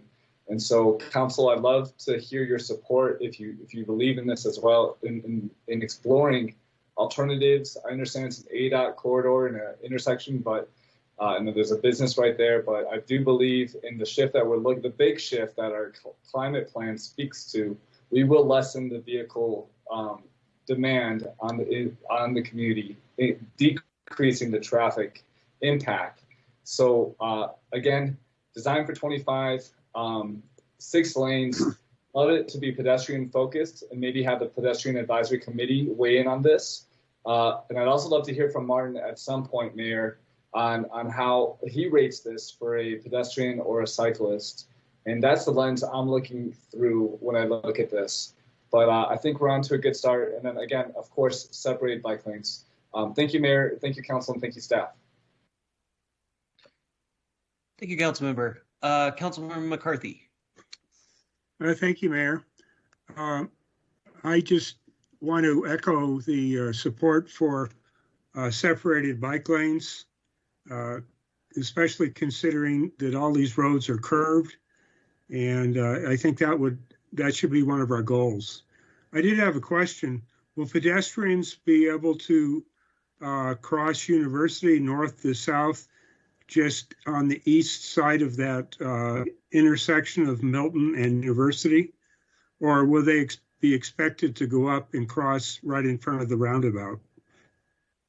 Councilmember McCarthy, the crosswalk will be available on both the east and west sides of the intersection on University Avenue on the west and University Drive on the east. And the time to cross will actually be relatively large because there will be no pedestrian timing on Milton now because there'll be no surface crossing on Milton. Okay. Thank you. Thank you, Councilmember. Vice Mayor. Thank you. I would just like to say I too love the bus only lane and support having separated bike lanes, and always support designing the road for the lowest speed possible. And I would love to hear what Martin has to say as well. Thank you, Vice Mayor. We'll go with the council members and then we can hear from Mr. Ince because I'm also interested in that as well. Councilmember Aslan? Yeah, so this is probably one of those speak now or forever hold your peace things. But I sensed with Councilmember Shimoni's questions that he was sharing the concerns that I was coming up with. Just as my eye goes over the flow of traffic for pedestrians and bicycles, if there's any possibility or feasibility to it whatsoever, I think it might be essential to recenter that tunnel so that you can access it from both the north and the south on both sides of the road. That would be my direction, without consideration to additional expense or the headaches it may cause. I think that this pedestrian underpass is going to be so wildly popular, and everyone's going to be so excited to have this amenity in place. And on day one, when people realize they have to cross the street in order to go under the street, it's going to be a real big buzzkill. And I think it's just going to impact, frankly, the number of people who choose to take advantage of the amenity. And so if there's a way that we can get access to that tunnel from all four corners of the intersection, I would prioritize that. Thank you. Thank you, Councilmember. Councilmember Sweet. Thank you. I would like to back up what Councilmember Aslan said about the tunnel. That's a great point, and I would love to see some information on that. And also, I'm very much supportive of the alternative to the 6 lanes going on University, and looking into lowering the speed limit to 25. Thank you. Thank you, Councilmember. And I'm also in favor of the speed limit measures. Sorry, I just wanted to make it clear that I'm in favor of lower speed limits at the intersection as well. Excellent. Yes, sounds good. I'm also in favor of 25 as much as we can get separated bike lanes from the road. We need to do that. And I also have echoing the concerns for the 6 lanes across University Avenue, and also regarding that tunnel. There's going to be a lot of people who are going to. I mean, you get the college kids at Milltown who are wanting to just run over to 5 guys just running straight across the street, and therefore kind of somewhat defeating the purpose of having the tunnel. So again, definitely understand it's going to create some headaches, but getting a little more information on that possibility of the south side rather than north side in particular might be good. But Mr. Ince, do you want to jump in and just kind of give us a little perspective from the bicyclists and peds and everything? These, and don't forget In and Out. I'm a hopeful guy. I'm optimistic. Yeah, then people are going to be sprinting across Milton.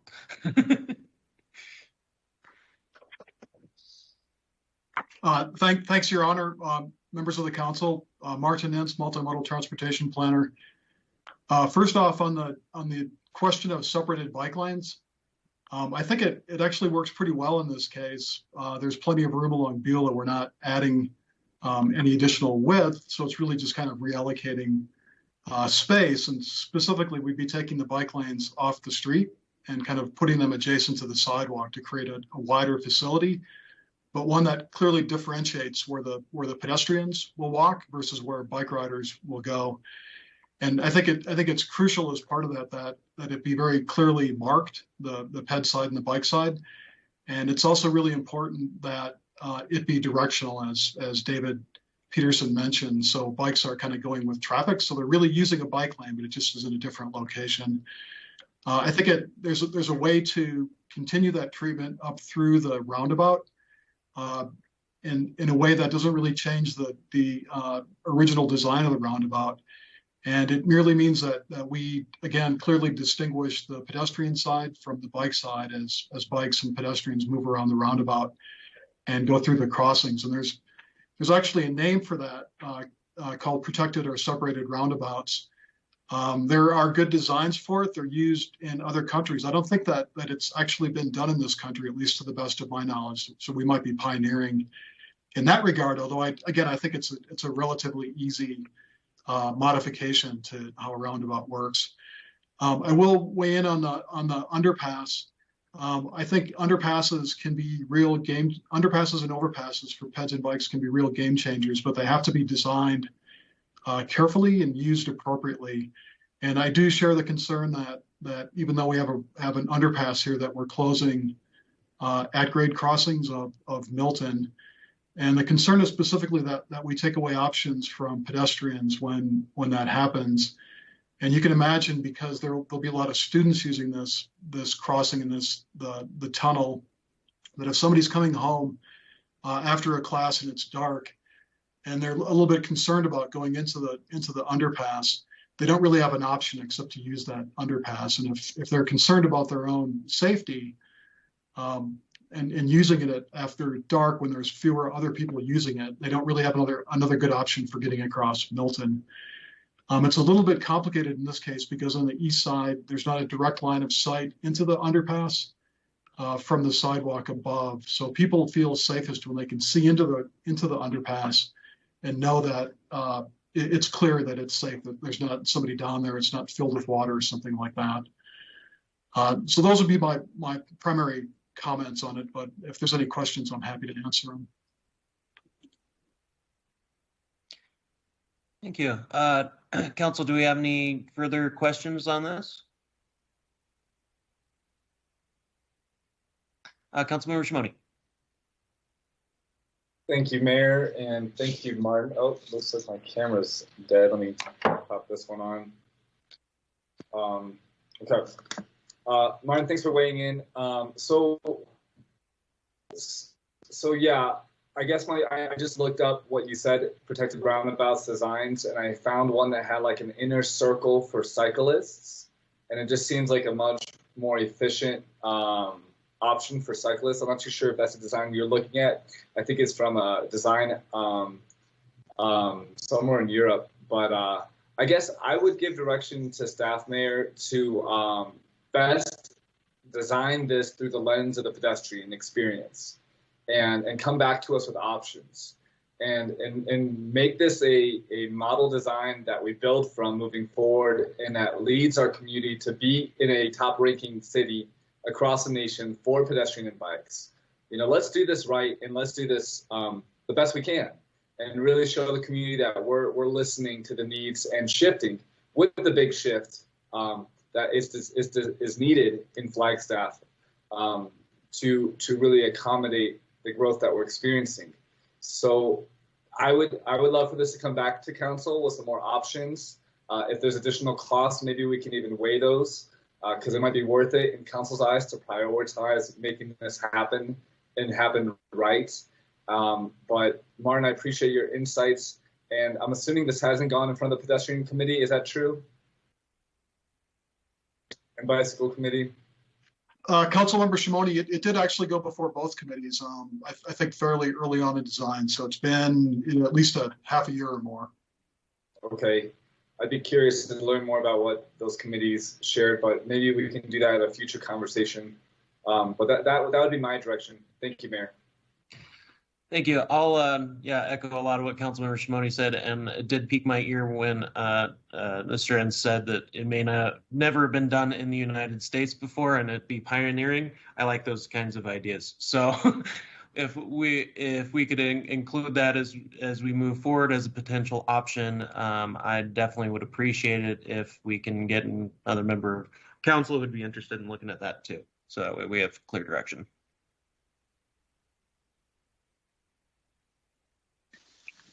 You have my direction on that, I think. Or if you didn't, Cool. You do now. All right. Well, I think we're good then. City staff, do you need anything else, any clarifications from us on what we'd like to see as next steps?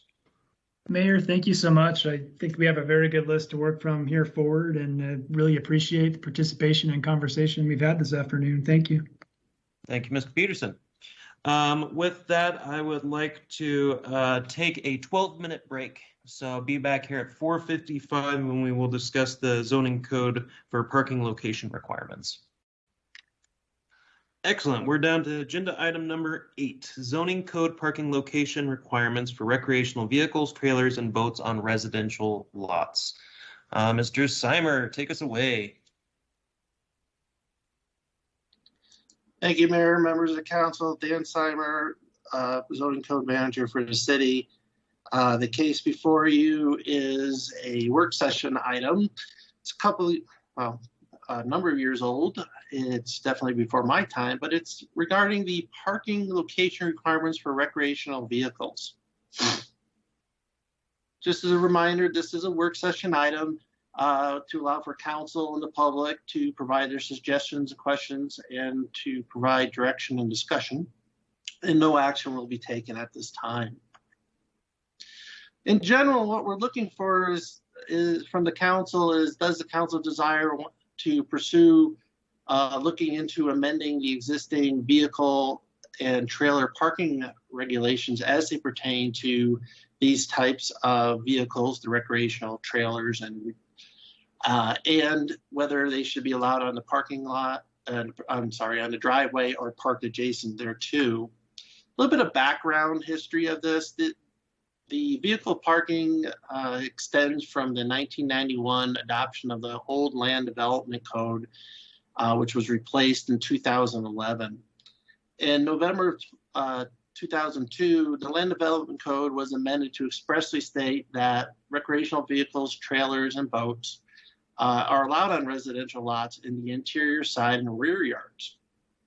And in 2016, 2011, I should say, the current zoning code was adopted as amended. And in 2016, the city council adopted additional regulations that added a provision to allow recreational vehicles, trailers, and boats to be parked on a driveway or adjacent thereto for no more than 5 days in any month. And that was primarily to allow for the unloading, maintenance, and reloading of these vehicles for their trips or whatever they may be taking on. So this is a graphic that's currently in the zoning code. It's not the best graphic, but it kind of shows all the purposes, because the reason is because that there are many different solutions and many different circumstances out there.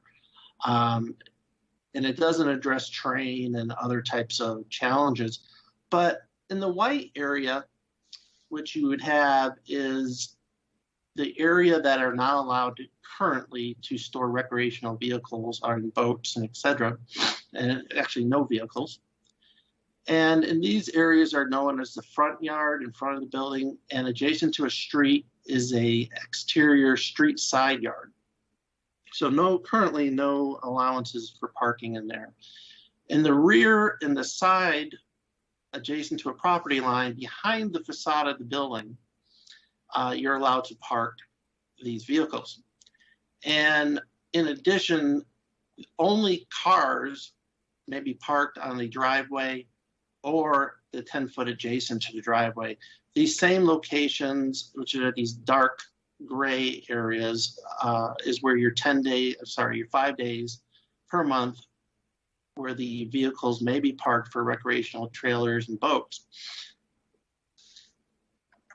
So back in November 2016, there was a council action for a fair item that was discussed with the previous council. And public comments were taken at that time. I'll kind of go over those in a second. And the council was supportive at that time of reviewing the existing regulations. That has not occurred yet, and we're bringing that forward now. And the primary reason that that came forward was because of we started the code enforcement action on the earlier adopted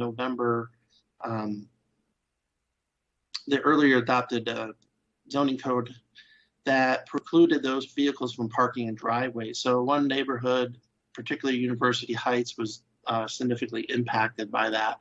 And a fair item came forward. And a handful of public, approximately 16 people, spoke at that meeting. And most were all in favor. There's one or two that were not. Although really what it came down to is people own these vehicles. They're non-HOA areas, so they're not regulated by a homeowners association. They have smaller lots that don't allow for the area to comply with the zoning codes. In other words, they couldn't get the vehicles behind the facade of building, or their setbacks were only 5 feet, and the building was built up to them. Also, there's been historically, the vehicles have been parked on driveways or either side. Property owners were parking in the front driveways, again, on either side. And there was comments that we should allow them on the exterior street side, which is adjacent to the street. And of course, there was an all-out call for just repealing the provisions. And in addition, some property owners had to remove some very old trees to comply with the current requirements. As I indicated before, that the council was supportive of re-looking at this, and I kind of look forward to the next graphic here. Basically, the concept is to continue to prohibit the parking in the front and side yards, which is shown in the red area, street side yards, and continue to allow the vehicles in the rear and interior side yards or in a garage, but allow them to be parked on a driveway and adjacent to a driveway. As you can go throughout the city, a significant amount of these vehicles are currently parked in the driveways or adjacent to the driveways. And what's also interesting is the city code does not preclude these vehicles from being parked on streets. So what was happening was when they get a notice of violation, they move it from the driveway to the street, which provides a whole nother circumstances that could potentially be impactful for drivers and pedestrians on the streets. So currently, during the summer months, or excluding the winter months where we're not allowed to park on the street, these vehicles start showing up. So that's what was happening at this time. And again, we're asking the council whether or not we want to proceed with this amendment and start getting public input on it. But before I go into that, I'm going to hand it off to Mr. Fulk for some comments and some history that he may have. And for references purposes, I'll re-show this graphic. Dan. Hi, good evening, Mayor, Vice Mayor, and council members. This is Dan Fulk, Community Development Director for the city. And so I just wanted to share a little bit of information as well. Dan Simer has reminded me that I actually presented this item back in 2016 when it was a fair item. And so I just wanted to share a little information about some of the enforcement challenges we've had and just kind of acknowledge that this is an issue that I understand both sides of the issue. I think even internally on the staff side, we have folks who believe our current rules are appropriate and folks like me who believe parking in a driveway is not unreasonable. And so the challenge we have in code enforcement is, right now you can't park an RV, a camper, or a boat trailer in your driveway, but you are allowed to move it out into the street during non-winter parking rules, right? So I think November to the end of March, we do restrict on-street parking for all vehicles. But what happens is when Reggie shows up or one of his code enforcement officers and explains what our rule is, that you're not allowed to park this in your driveway, they ask, well, where am I supposed to park it? And we tell them, well, you can park it out in the street. And in a lot of neighborhoods, this causes a lot of problems, right? All of our streets are not gridded, they're not flat. And frankly, in a lot of locations, it's probably safer if the vehicle were in the driveway. And so, I mean, my personal point of view is that driveways were made for just this purpose, to park your vehicles. And if you can get a license or a tag from the state of Arizona, I think you should be able to park it in your driveway. But that's my own personal belief. Others don't agree with that. You know, the flip side of this is that it's somehow detrimental to property values. I think you could make a good case that it actually improves property values. I guess it all depends on how you feel about these vehicles. If you own one and you need a place to park it, maybe it improves values. If you don't, or you've taken action to accommodate this vehicle somewhere on your lot, then you may not agree. I think it encourages people to dig up their side yard and put vehicles in the side and backyard, which again, why would we encourage you to dig up your yard, remove a tree?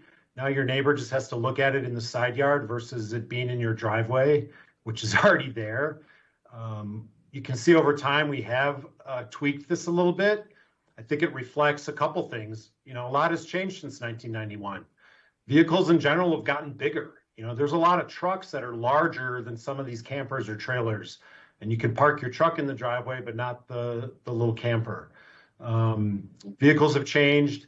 More people have these vehicles, right? So more people have campers and trailers and boats, and I think they're also struggling to find places to keep them. You know, the flip side is, well, we have the rule when you bought it, you should know about it, and you should plan to go park it off site somewhere.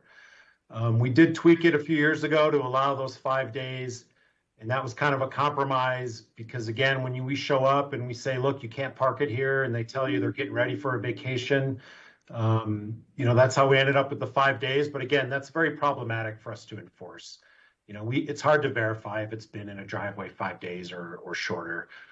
And so I just wanted you to provide the perspective that I do see both sides of this discussion. I think what's appropriate at this time is really just to consider, do you want to expand it and allow it in driveways, yes or no? I don't think we need to find other places for these types of vehicles. Still allowing it in the side yard and the rear is still appropriate. But from my point of view, I think just allowing it in the driveway would be a good step forward. And then the other comment that Dan touched on is, you know, some folks feel like this is more of an HOA type rule. I live in a neighborhood where there is an HOA, and I don't think I could park a camper in my driveway. And that's fine for those areas where people live. But this is one of those items that gets into, I question anymore if it's really even a planning issue and just more of a kind of a personal taste issue. So I appreciate you listening, and we're here to answer any questions you have. Thank you, Dan. And Mayor, just a kind of reminder of that question, as Dan put it out, is does the council desire to proceed with us looking at amending the code as it is? And at this time, we'll take any questions and comments. Thank you. Thank you, Mr. Simer and Mr. Folk. I do understand we do have one public participant, so I'd like to take that individual before we begin the discussion.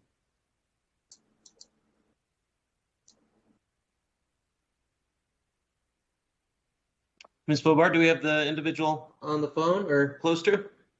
Mayor, I think Jason is working on getting him on the phone right now. I have Mac on the line, Mayor and Council. Mac, you have 3 minutes starting now. Great. I wanted to talk to the council about a problem that's been going on. I understand, of course, today we're talking about RV parking and such. And as you know, part of the thing is that there's no ordinance or anything. Vehicles are allowed to park on the street basically until no removal restrictions apply in November. What's happening is a lot of people now are using the streets as their personal RV storage areas. And it's not just limited to small ones. I know on King Street for sure, we've seen flash their homes sitting there for months at a time. I know me personally in my neighborhood, there are 2 large RVs that have been parked for months at a time. What this has been causing is a problem with sight, for vehicles pulling in and out, that sort of thing, backing in and out. I know that right now, bike safety is out with you folks. And I imagine if you're a cyclist going past one of these large vehicles, you have no idea if somebody's pulling in, pulling out, or whatever. I did a brief survey on Net4, and I asked them how people would feel about a 30-day parking ordinance allowing people to park their RVs for 30 days on the streets. And overwhelmingly, it was positive. Of 12 respondents, 9 thought it was a good idea. The other 3 had different issues that were just there. So that's something I talked with, and I approached people in the neighborhood with as I started with citizens petition, which I have not yet filed. In my own neighborhood alone, I've received nearly 40 signatures. Also, this next door thing told me that people were responding from Country Club, from Fox Glen, from Sunnyside, all over the city, and all having the same problem. And what we're talking about here is not a problem of, people who live on the streets or anything like that. This is just simply owners who don't want to have to pay to have their vehicles stored. And it's interesting how come November 1st, when snow removal restrictions come, they disappear, but then they magically reappear, 4 or 5 months later and sit there all summer. So like I said, there's a lot of interest in this. I also talked to the city too. Like I said, I came up with a 30-day ordinance. After 30 days, if you needed an additional 30 days, you could appeal to the city and receive an additional 30 days for a total of 60 days calendar year. So that would be on the street no more than 2 months per year. I can also speak, I know I have a limited amount of time, I can also speak to you about enforcement, how me, myself, I would be willing to help out with code compliance. I can say this too, that because there's no ordinance and people are upset, they blame the code compliance office. I think that if there was some sort of ordinance that they could follow that would really help towards restoring confidence in the code compliance office. I know originally when I talked with people about this, there was really only one code compliance officer some years ago. I know now that we're fortunate enough to have not only 2 officers, but a manager as well. Again, I'm willing to do some volunteer work that would help out as far as a spotter or anything like that. But as I mentioned, it's a safety thing. Some of these RVs are really just one step away from becoming an attractive nuisance. And I just think that I'd like to see if the city could come up with something that would be allowable, that would allow people to park on the street for the time that they need to, but not just I'm sorry, that's his time. Just to save a few bucks. Great. Thank you, Mac. Your 3 minutes is up. All right. Council, do we have any questions of Mac before we turn it internally? I'm not seeing anything in the chat box, so I will open it up here to council to answer the question of the hour. If you wanted to pull that up again, Mr. Seimer, so it's right up front for discussion, that would be good.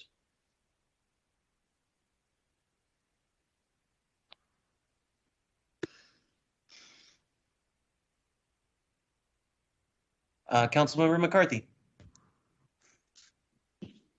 Well, thank you, Mayor. There's a couple of questions here. I'd like to talk about the idea of parking on the street. And I'll tell you a little story. When I graduated from college, I got my first job in Phoenix.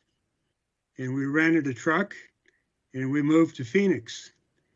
And guess what I got a ticket for the first night I was there? For parking a truck on the street. So I know that other cities do have rules about you can't park these mega vehicles on the street. So if we're going to revisit this, maybe we should consider regulations on allowing people on the street or not.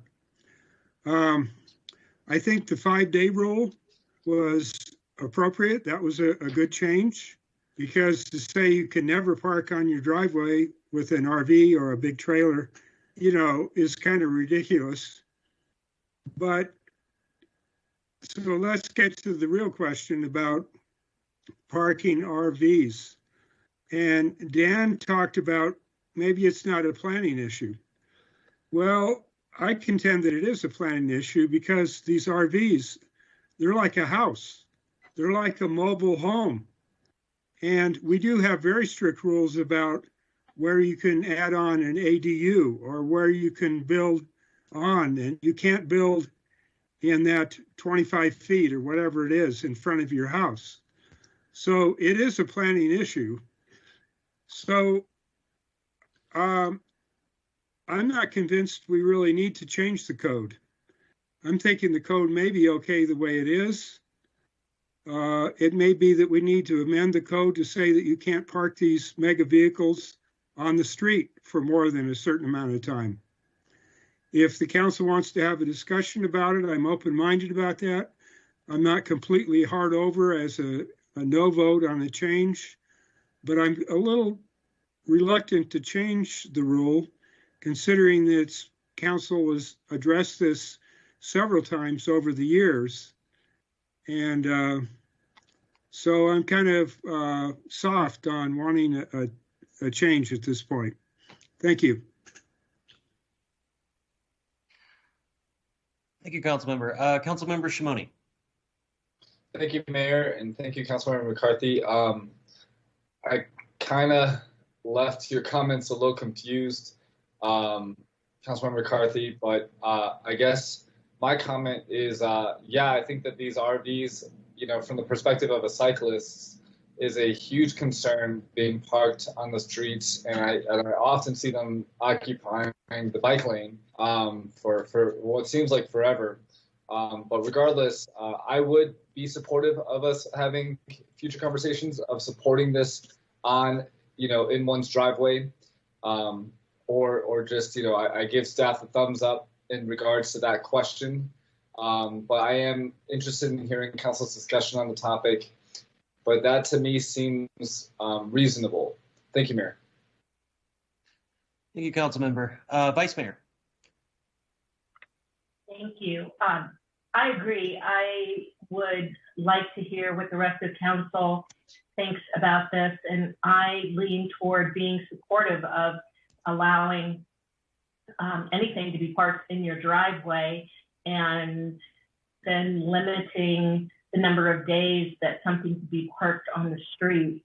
That seems, it seems reasonable to me, especially that you should be allowed to park it on your driveway. Thank you. Thank you, Vice Mayor. Councilmember Sweet. Thank you. And I too am supportive on future discussions with this. I live in a neighborhood with no HOA, and there are extremely large RVs that block the bike lane. They park on the sidewalk.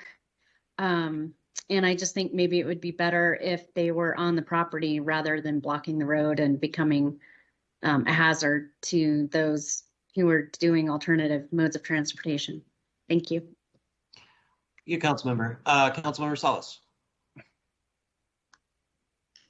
Yeah, thank you, Mr. Mayor. Yes, I'm open to the idea of allowing RVs boats to be parked in driveways, and of course, implementing a 5-day limit as would be recommended by staff.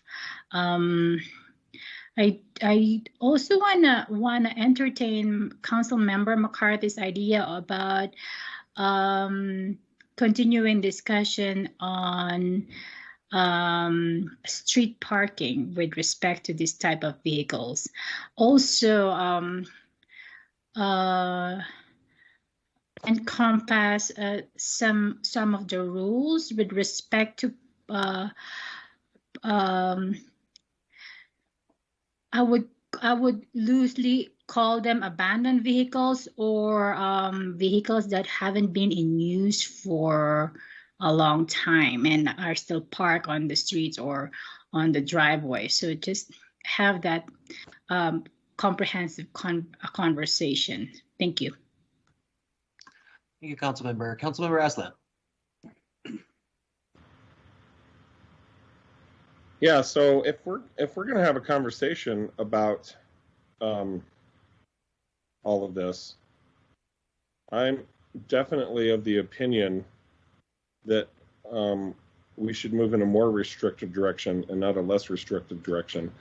I think there's an argument to be made that you can park whatever you want in your own driveway and in your own backyard, especially if you're somewhere that doesn't have pre-designated rules as with an HOA.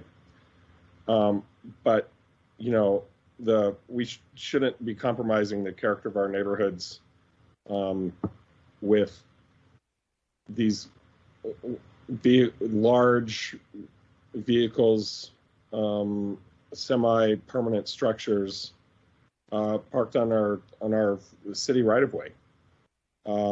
And Dan, I really appreciate the conundrum you're in terms of enforcement on this. We might have to think creatively about how to check back after 5 days to see if a vehicle is still there, but I think maybe an orange sticker or some kind of tag could take care of that. Anyway, I don't want to get too far into the weeds on this, but I definitely think that this sort of use of public right-of-way for clunky, large private property, sometimes abandoned vehicles, is problematic, and we need to do a better job of enforcement with it, and not make it less restrictive. Thank you, Councilmember Aslan. So if you could, Mr. Simer, if you could go to the next slide, which is the direct question you're looking for today. Oh, yeah.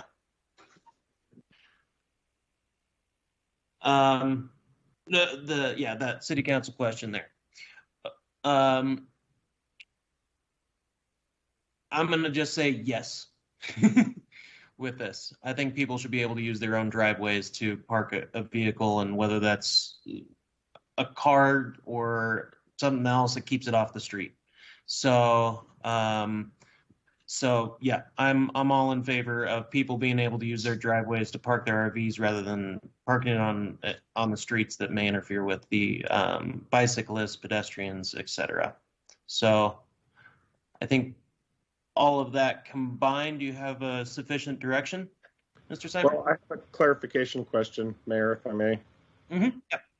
So I think there are two different things here, and I'm wondering if they're coupled or not.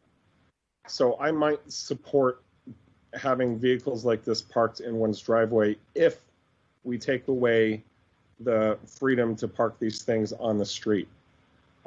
If we're not taking away the freedom to park these things on the street, then I do not support adding additional rights for these owners to park their stuff like this in their driveway. It has to be both and for me.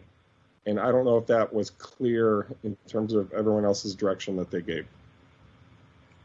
Okay, Mr. Folk wants to jump in here, so Mr. Folk, do you want to? Yeah, no, I just wanted to clarify that, yeah, I think, the street parking is definitely something council can take up. It would not be in the zoning code. And so I think if the direction is to bring these together, this potential change in the zoning code about where these types of vehicles are parked versus use of the public right of way, we could just coordinate that with Sterling and his team if that's the direction. So that would probably be in a different section of the code, not chapter 10, in terms of parking on the street. And then I did just want to share that we do respond to abandoned vehicles. I believe what our code says is even on your own property, it's got to be operable and licensed. So having a current tag. And so Reggie and his team, they do work with owners when they get, it happens, they get an accumulation of vehicles that they're just collecting, and they haven't moved in 2 years. And so we do work on those cases as well. So thank you. Thank you, Mr. Folk. Councilmember McCarthy? So I'm okay with having a conversation about this, but as Mr. Folk alluded to, I think at the same time, I realize it's different parts of the code, but we can talk about restrictions on parking on the street during the same meeting. I think that would make sense. Thank you. Sounds good. Councilmember Rasslin has a question. Yeah, this question came to mind when Mr. Falk was most recently speaking. So what about a vehicle that might be permitted but is sitting on 4 flat tires and hasn't been moved for as long as you've ever seen it? I think we would encourage them to put air in the tires and make it operable. I'm guessing that's what we would suggest. But yeah, as long as it had a current tag and it was operable, I guess I'd have to ask Reggie if we've had that situation. To me, operable means, yeah, you can start it up and you can drive it. So that, to me, that means you got to have air in the tires. That sounds logical. Thank you, Mr. Folk. Well, I'd be okay with having a conversation about the street parking as well. I think we have sufficient direction that, this isn't a vote tonight, so I think you have sufficient direction to move forward with this potential code change to present to us. And I'm happy to be having the other discussion regarding street parking, but just as a heads up, I'm more leaning towards less restrictions on all fronts. So that's where I'm at. Aside from that, do you need anything else from us, Mr. Seimer? No, thank you, Mayor. Members of council, I think Mr. Folk summarized it perfectly. So I do agree that both these items probably should come back together. Sounds good. All right. Well, let's move right along here. We are down to agenda item number 9, our potential local campaign finance ordinance. City Attorney, did you want to give us just a little preview about that? Very happy to, Mayor, Council. Due to connectivity issues that I've had, will not have my camera on, but as the title of the item speaks, it's about potential local campaign finance ordinance. And today is for discussion only as to whether or not there are 4 members of council that would want to see some form of ordinance come back. Under the executive summary, as it's stated, you have the opportunity here to consider potential ordinance precluding dark money expenditures to influence local elections. Now, local elections are those for which the mayor and the council member run. Generally stated, dark money is any expenditure to influence a local election that doesn't have a disclosure obligation attached to it as to who the person or the entity is making the expenditure. If there is direction from council today to bring back an ordinance, I would need time to do additional legal review. If that direction comes from you, it could come back as early as next week. Mayor and council, if that's the case, it would be a pretty quick turnaround, but I think with the initial research that I've done, I could put that together in time for you. That said, that would be for a reading that or an adoption under the charter and under your rules of procedure. You can adopt an ordinance at the same meeting if the vote is number 1, unanimous on the first read and unanimous on the second read at the same meeting the same night. So there's the potential for that. Otherwise, you could obviously direct that we bring it back for a first read next week and then a second read after the council break. Or obviously the other 2 options are you direct an ordinance to be brought back for your consideration after the break, or no ordinance to be brought back at all. So council, it's really your direction that we're looking for here. Thank you, City Attorney. And just to clarify, this would also apply to local propositions and local citizens initiatives too, correct? That's correct. I apologize, but the local expenditures on any local elections, yes. Excellent. Councilwoman McCarthy has a question. Thank you. Sterling, my question is, I'll just give it as an example. It's probably easier than trying to describe it in abstract. If you had, say, the Chamber of Commerce donated money to a candidate, and they disclose that they are the Chamber of Commerce and they're making the contribution, but that money came from maybe 50 different people and they don't disclose who those 50 people are that gave money to the chamber so that the chamber could give it to a candidate. Or I guess, and then the related question is, would it have to be money given to a candidate, or could it be that they would say run an ad or something in the newspaper? So all right, so in this case, the chamber spends the money. We know who the chamber is, but we don't know where their money came from. Is that dark money or not? That level of specificity is something that I haven't researched, but if you want an ordinance to be brought back with options either way, that's something that I'm looking for council direction on tonight. As to running an ad in the paper, I believe, any specific ads already require a notation of who is funding the ad. Well, okay. So 2 points. One is I do support bringing this back for detailed discussion. And secondly, if the chamber said that they funded the ad, is that sufficient? Or do they have to say which of their donors gave the money? So anyway, I support bringing this back for discussion. That's the main point. And if that level of specificity is sought by the council tonight, I'm happy to bring back, a discussion at least regarding those options. I will say, because there is additional legal review necessary, obviously this would probably be prefaced by an executive session before council considers the first read, if at all. Oh, and then I had one other follow-up. Is there any reason that we need to do this like lickety split, like next week?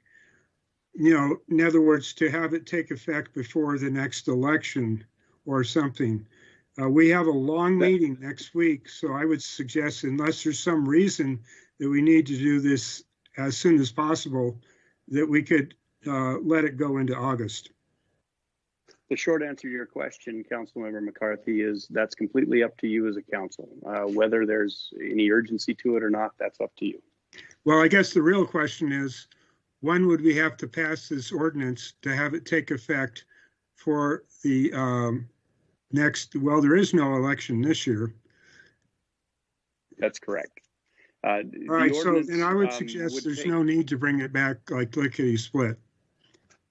And again, that's up to the entire council today as far as the direction that I receive. When it comes to the effective date of the ordinance, that's going to be 30 days after the second read. Thank you. And the adoption. You bet. Yeah, and just to clarify though too, that it wouldn't be retroactive. So one of the key parts about this would be that, if somebody funnels a bunch of money in expecting, this may or may not happen 3 months from now, then they could use this as a window of opportunity to funnel those funds in and not have to declare it, even if it's designated for the next election cycle. So is that correct, City Attorney? It's not going to be able to be retroactive for the election year. It's specifically once this ordinance takes effect, now you have to disclose it and not before it gets 30 days after second vote. It will not be retroactive. Good point, Mayor. Thank you. Councilmember Shimoni? Thank you, Mayor.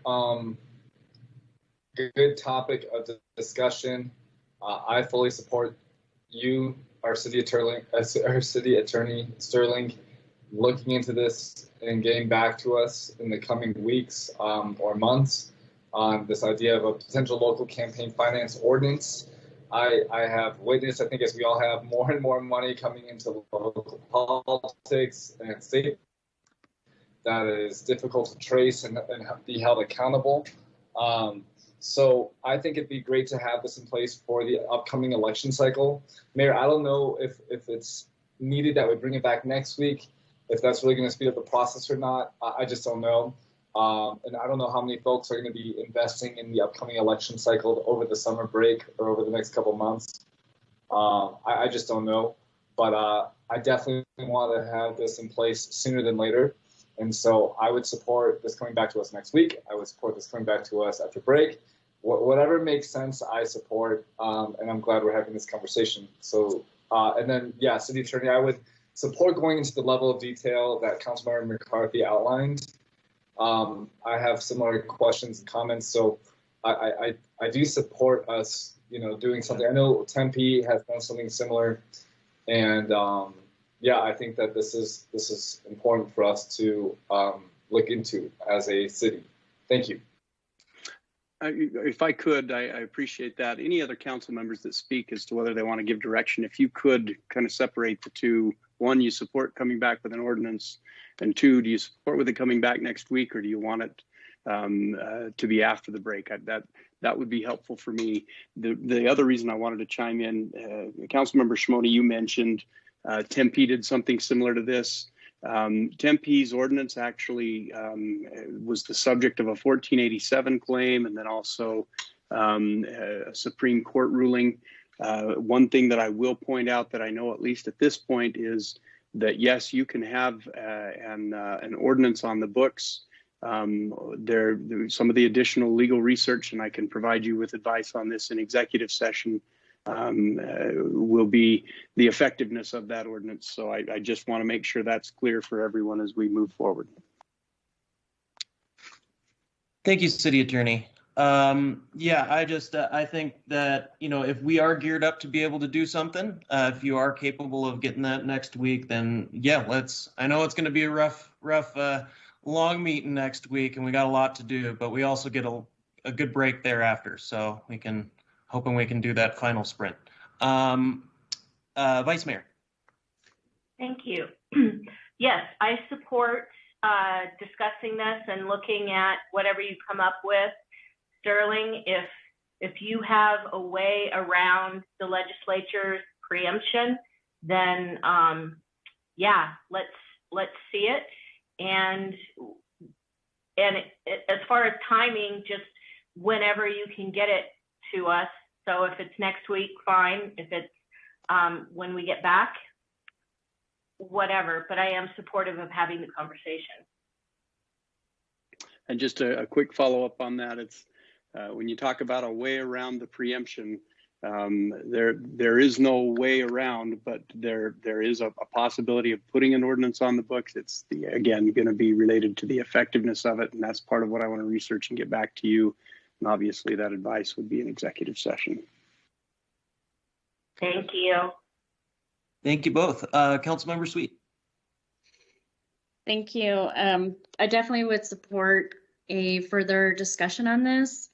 I myself am fine with waiting until after break. I feel like next week there's just a lot to take in already, and this is a subject that needs detailed attention, and so I'm good with after break. Thank you. Thank you. Councilman McCarthy, you put in the chat box next week, if possible. So have you? Yeah, based on the comments you made a few moments ago, I agree that if possible, get it next week. And Sterling, do what you can. If it becomes unrealistic, well, we'll have to wait. But hopefully next week. Thank you, Councilmember McCarthy. So I do believe we have Councilmember Shimoni, Vice Mayor, Councilmember McCarthy, and myself who are would like to see it next week if possible. So I think we have full direction that you need on this, City Attorney? I believe so. Are there any other comments from any other council members? Any questions? Council, any further comments or questions? I'm not seeing anything in the chat box. Thank you, everyone. All right. Thank you, Mayor. Thank you, Council. All right, we're down to agenda item number 10, our COVID update and return to in-person council meetings. Good evening, Mayor and Council. Shannon Anderson, one of your deputy city managers. Just pulling up our slideshow here. So I will have a brief update on the COVID data for you. I know that I send this to you via email, but this benefits also so the public can see what information is being shared with Mayor and Council. We'll discuss the new hybrid meeting option that we have available with the work by our IT team, as well as the city clerk's office. We will discuss council rules of procedure specifically surrounding your meeting times, and then open the floor for discussion. So our COVID weekly cases have been hovering in the community, meaning the county, around the 20, a little bit higher, a little bit lower. For instance, this last week in the county, we had 28 cases, and the week before there were 17. For Flagstaff itself, we had 14 new cases the week of June 18th, compared to 10 new cases the week of June 12th. So our hospital admissions has been fluctuating as well, but staying rather low. This most recent week was 4 compared to 2 the week prior. I'm sorry, was there a question, Mayor?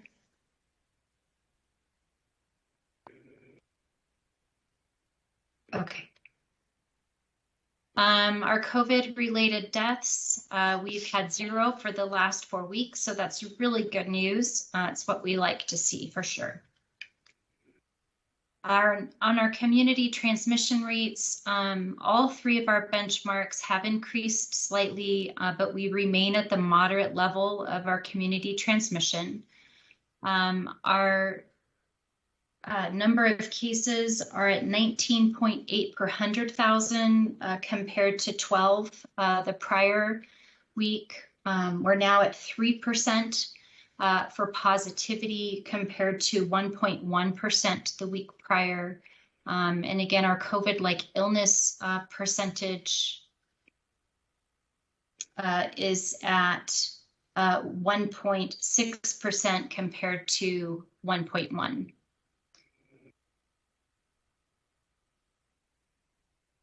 Our community vaccination rate is now at 51.3% for Coconino County residents. And our hospital census information from Northern Arizona Healthcare for the Flagstaff Medical Center is that we have 6 positive COVID patients currently being treated and 0 pending, and this was as of yesterday. So moving on to the new hybrid meeting, we have had upgrades to technology in our council chambers, and these upgrades are scheduled to be completed in late August of 2021. This technology allows council members to attend either in person or remote, and public comments are also going to be updated. Instead of having to phone the individual who'd like to make public comment, they can submit their comments remotely using a computer. They can continue to provide written comments to the mayor and council email as they have been, or they can choose to visit you in person there in the council chambers. We would need about 2 to 3 weeks in order to communicate the updates and prepare for the change in the public comment process. So that's why we're before you today trying to decide when you would like to move back to meeting in person, or at least having that an option through a hybrid format. More detailed information about the IT enhancement was shared with Mayor and Council via an email from Shane Dilley, Deputy City Manager, on June 18th.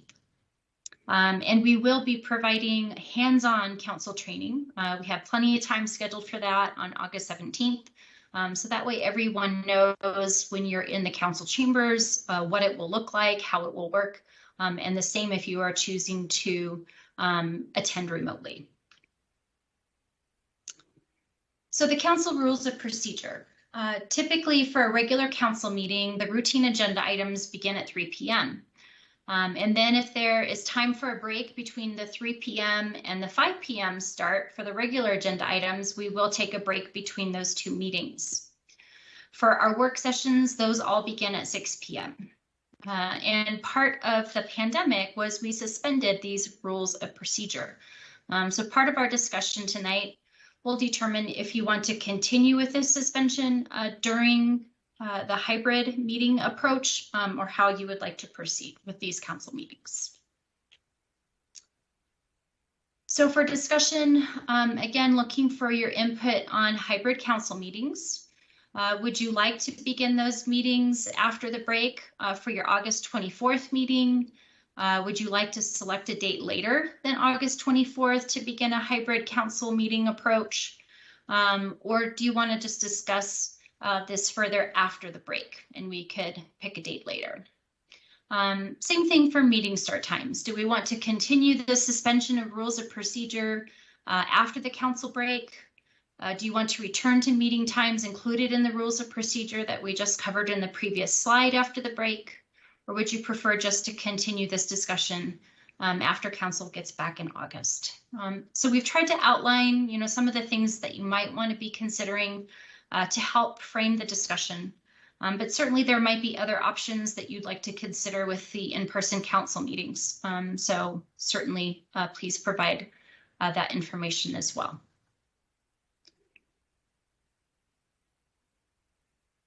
Turn it back over to you, Mayor, if you'd like. Yeah, thank you, Deputy City Manager. I'm liking all the numbers I'm seeing. I personally want to get back to in-person, even if we don't have the hybrid available right away.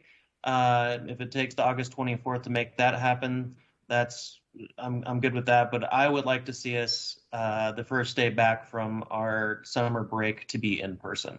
Even if we don't have the tech all fully worked out, we can have a meeting before that's all situated. So.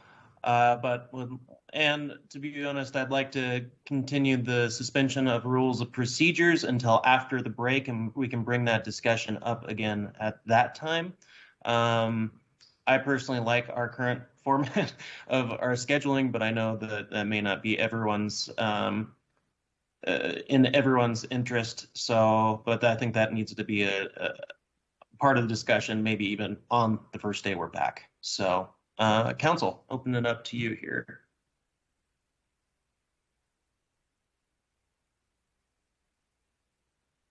Councilmember Shimoni? Thank you, Mayor. I'll jump in. Yeah, I'd like to see us get back to in-person ASAP. So basically right after break. That's what I'm thinking is realistic. And I think it's important. I personally do like this time schedule for our meetings. Myself, I do like this. It works better for me. But when I think about the community, most people are working up until 6, which we haven't even reached yet. And so I know that the public does really want to be able to engage and be part of the conversation. And so I do think that, going back to the previous times makes sense in my mind. Yep. Thank you, Mayor. Thank you, Councilmember. Councilmember Sweet. Thank you. I am also looking forward to returning in person and would like to start that as soon as we get done with the break. And I am conflicted. I like this time schedule. I think it works well. I do hear what Councilmember Shimoni is saying that, for the public, I'm not positive, but I'm wondering if we can get some feedback from the public and see if they want to weigh in, and maybe after break on that first meeting, we address the times and see if we can either stick with it or change it. Thank you. Thank you, Councilmember. Councilmember Salas. Thank you, Mr. Mayor. I have a question for IT in terms of the August 24th target date for hybrid council meeting. How doable is that goal? Thank you, Councilmember Salas. Paul Stantana with IT. As far as the date, the technology is essentially ready to go. We're doing some employee training. We're doing continued testing to try to make sure that everything is as smooth as possible and we don't have our first meeting with lots of learning. As far as the date itself of August 24th, from an IT standpoint, we would be ready. Thank you, Mr. Santana. Yes, Mayor, I would like to target the goal of August 24th to offer the hybrid council meeting.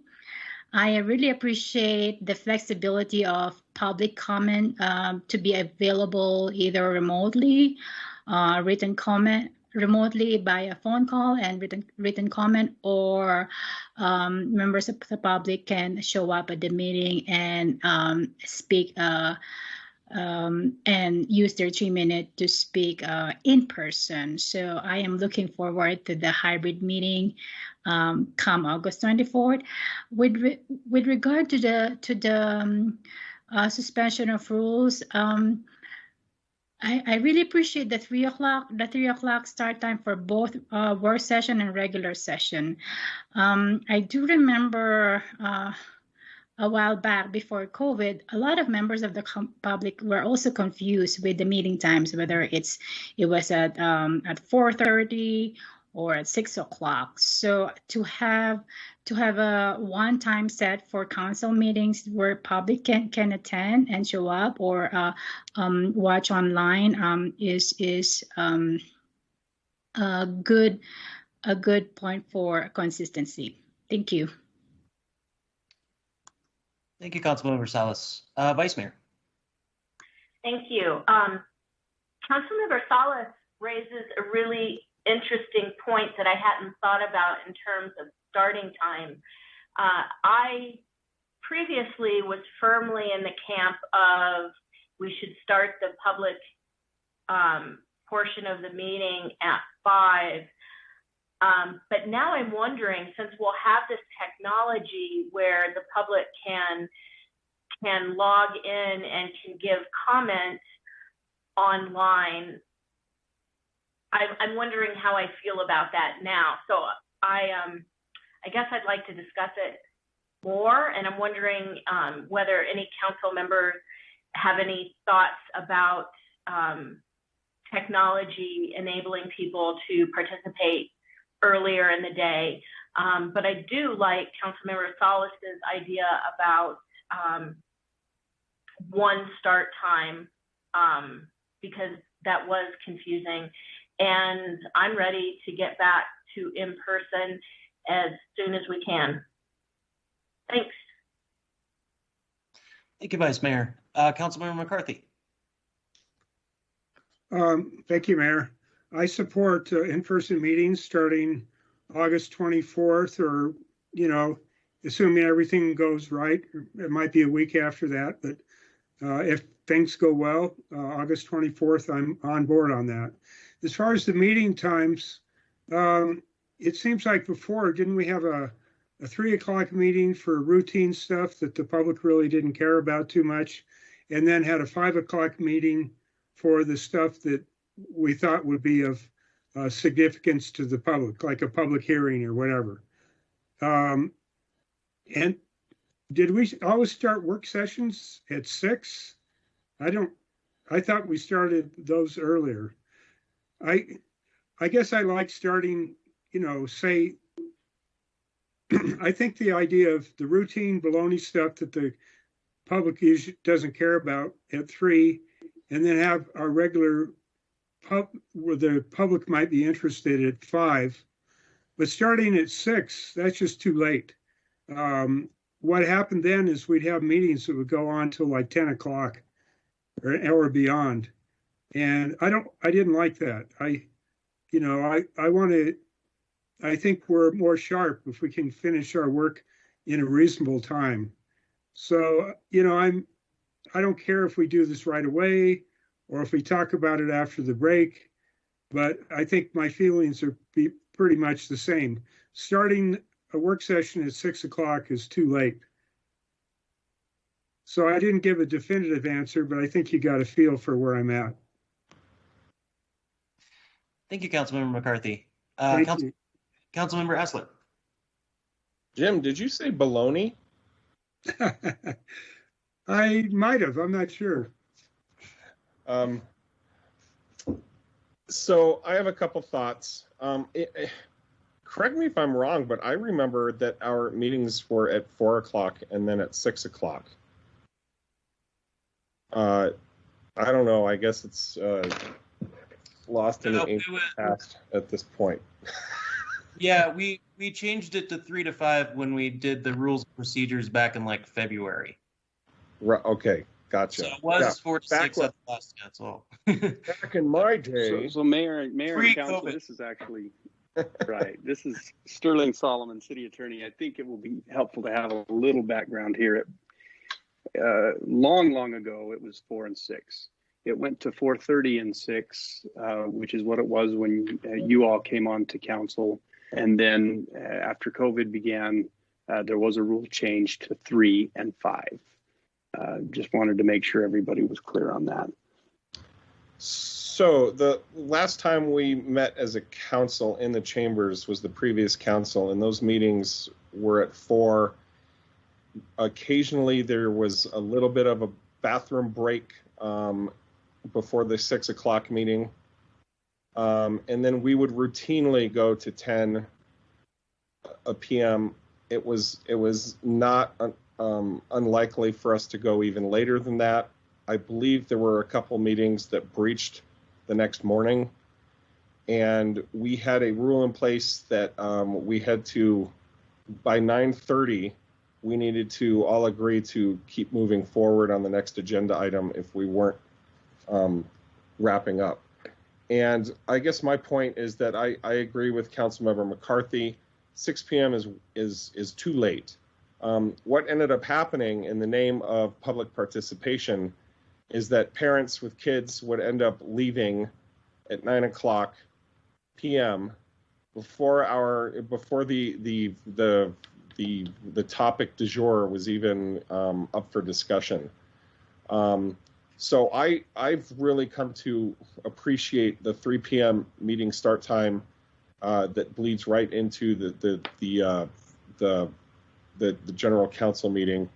And I think what we can do is we can trust our city manager and the leadership team to agendize things in such a way that we're starting to hit the big top items right around when it would be most appropriate for the public to be showing up, 5, 6, 7 p.m.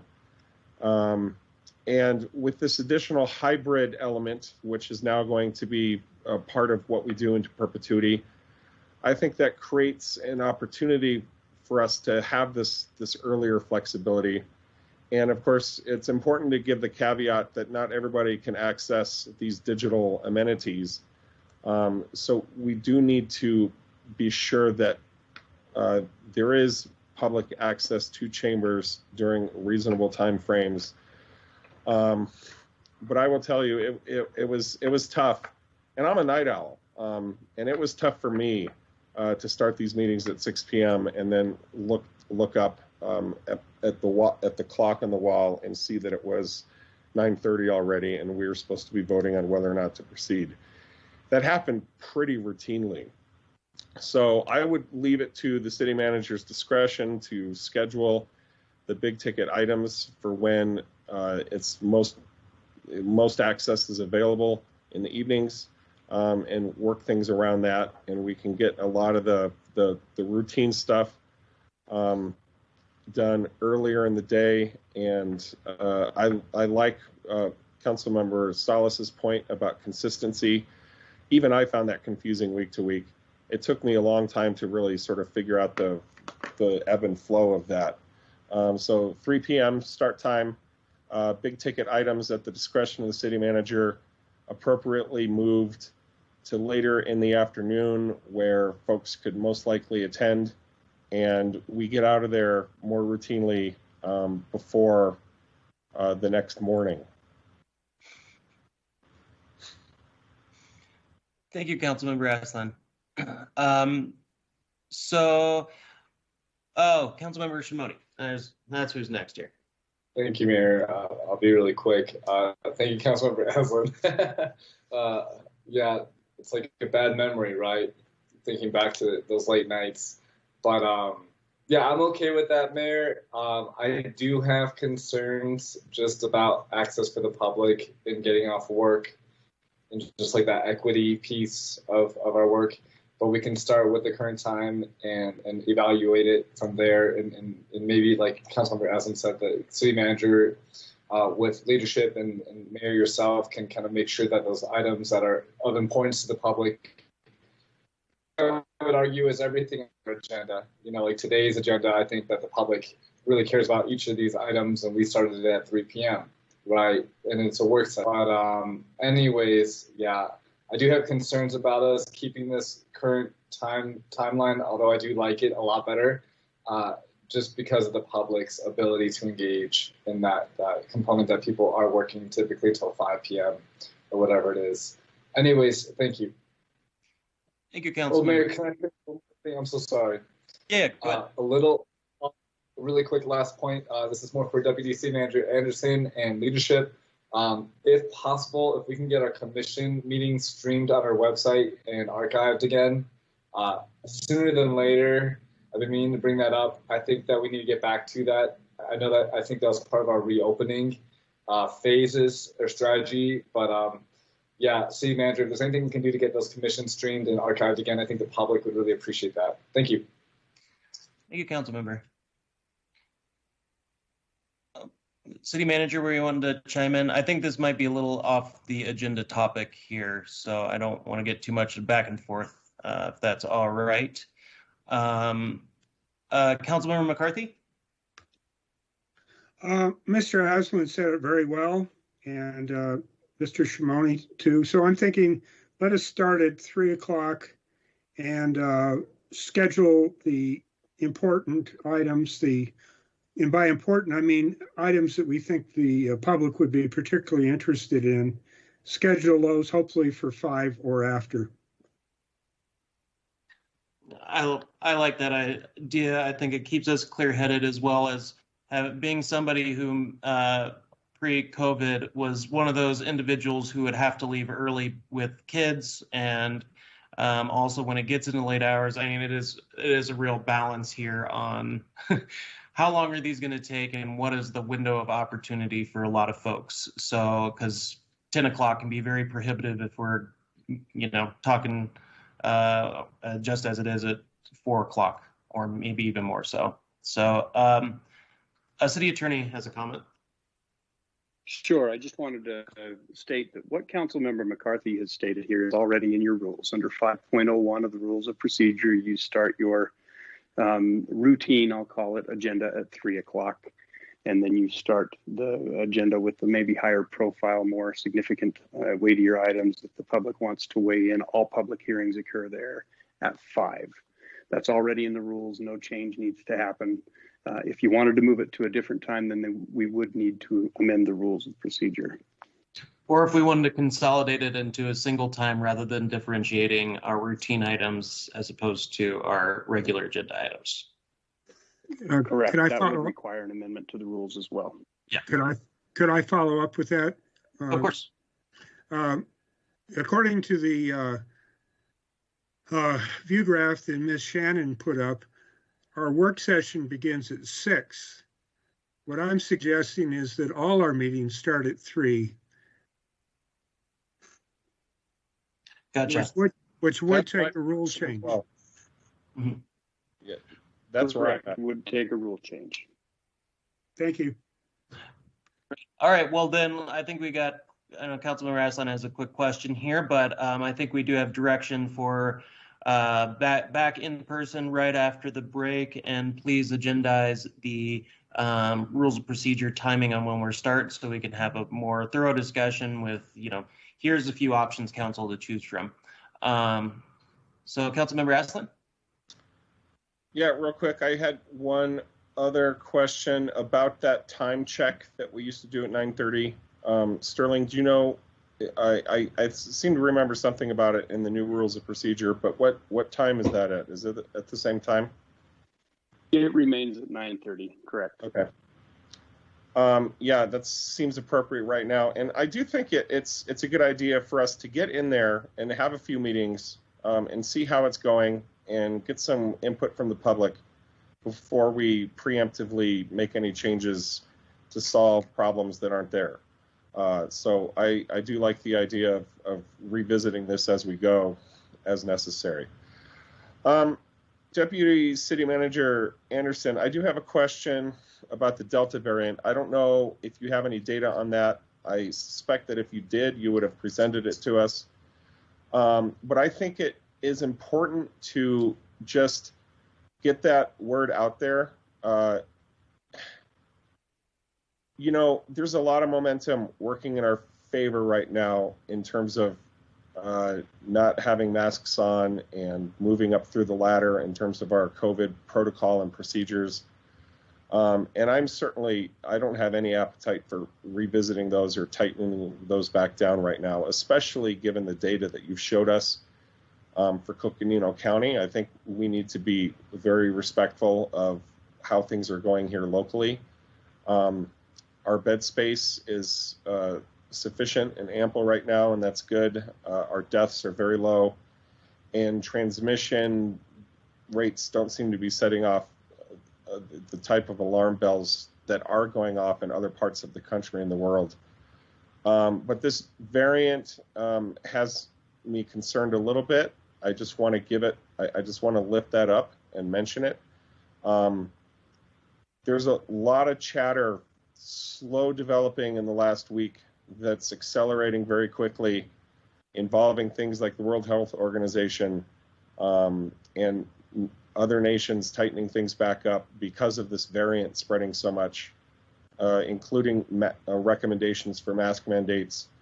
And I don't want to open that can of worms right now, but I just want to make sure that we're respectful of the notion that this remains a volatile landscape that we're in, and things can change, and we should be willing to change if the data is suggesting that we should, and not be too resistant to revisiting the momentum that we're all feeling right now. And are you able to speak to the Delta variant at all with Coconino County data?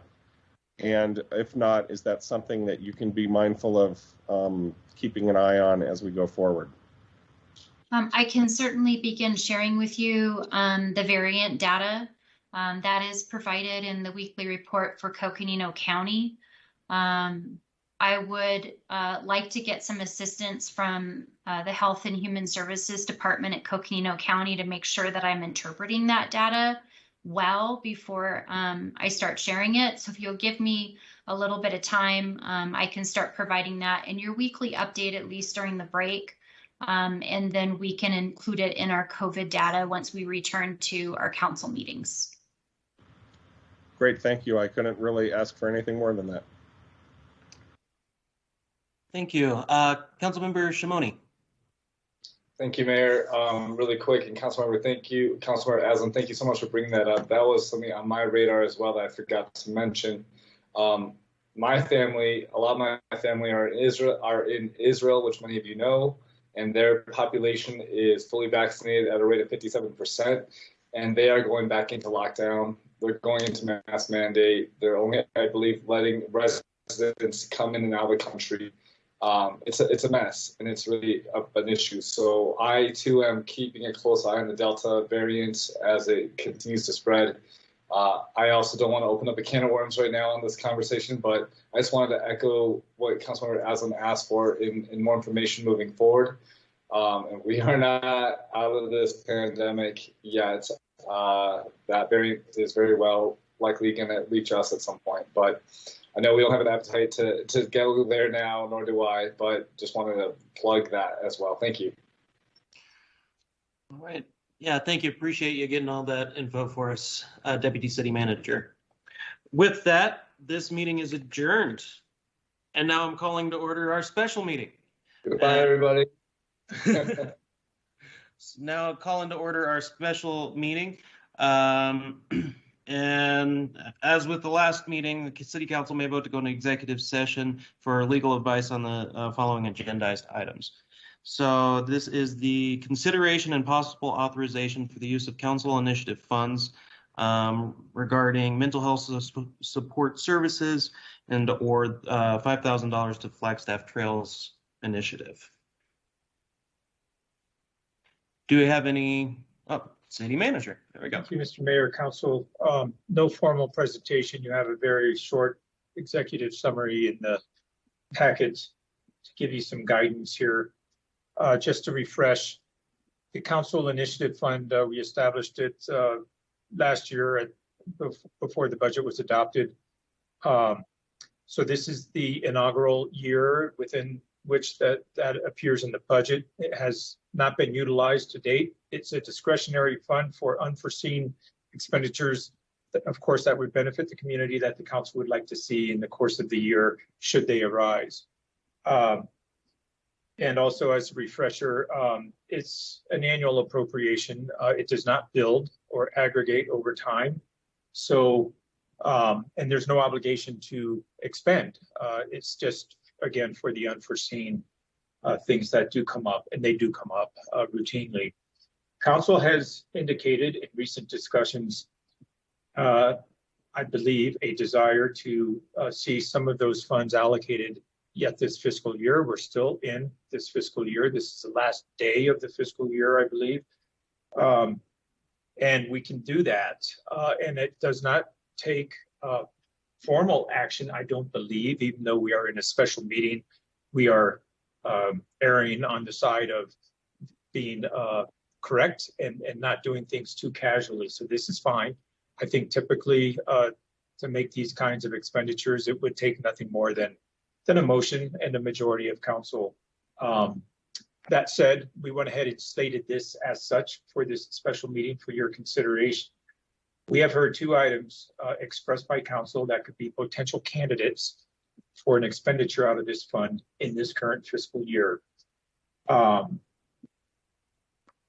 And the first of that is for the Flagstaff Trails Initiative. And we heard the amount of $5,000. By the way, I need to correct something I previously stated that was incorrect. Tomorrow is the last day of this fiscal year. Today is the 29th. So we have plenty of time, right? The Flagstaff Trails Initiative, I do not have a lot of information about them. I believe that they are looking to formalize, perhaps through incorporation. I do not believe that has happened yet. They are under the umbrella right now, as they were last year, of the Northern Arizona United Way. A year ago, I believe we allocated some funds to the Flagstaff Trail Initiative and did so through the United Way. It's a very convenient way to do things. We, of course, give annual appropriations to the United Way. We have a lot of fundraising for the United Way. They do so many wonderful things in our community. This is one of the many things that they do. So I did chat with Carol Dykes, Executive Director of United Way, and they would be happy to, again, assist us in this regard. So this could be a very easy endeavor. If we have a majority of council give us a head nod on this, we're good. And those monies will be distributed through United Way onto the Flagstaff Trails Initiative. A similar request was made with respect.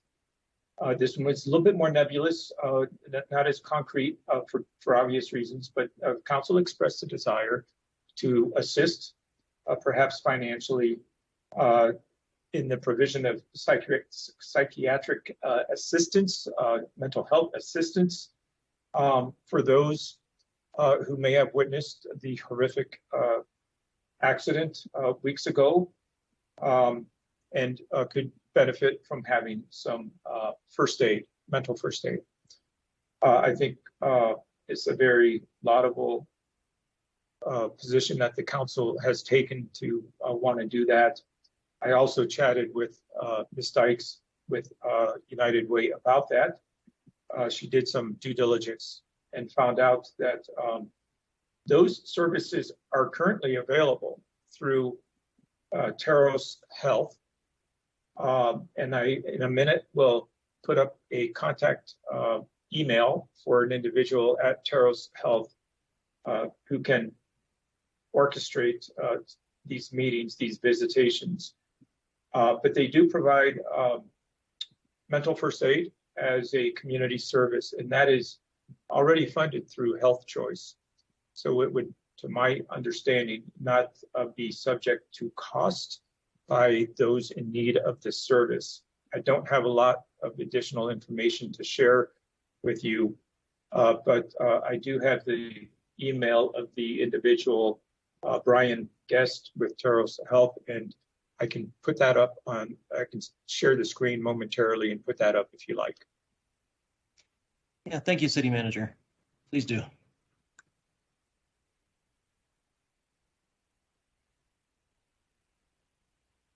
Is that visible? Yes, it is. Brian Guest at teroshealth.org. Great. I'll leave that there. Just let it set for just a second, Mayor and Council, and answer any questions. I no longer have the benefit of the camera, so I can't read the chat or see your faces, but I'm here to help assist in any way. Thank you, City Manager. Well, with that, happy to take the season cues, but just to ground us a little bit, I am happy to do the $5,000 for Flagstaff Trails Initiative, even up to $10,000. And I would suggest, rather than going for direct funding to individuals to support the organizations that do help mental health services in our community, potentially Taros, or what I was thinking, given that when we were at the vigil for Joe a few weeks ago, that it was Victim Witness that helped out with making sure people were safe going on the roads, was there for the family. And I would suggest that maybe that would be a good place to provide those additional funding from the city to organizations, as opposed to any individuals, which I won't get into, but this is just my suggestions to help the mental health more organizations, as well as the Flagstaff Trails Initiative. So happy to open that up to the rest of council. Councilmember McCarthy. Well, first of all, I suggest that we address both of these proposals separately. On the first one, I would support mental health support services for the victims and family members of the bicycle accident.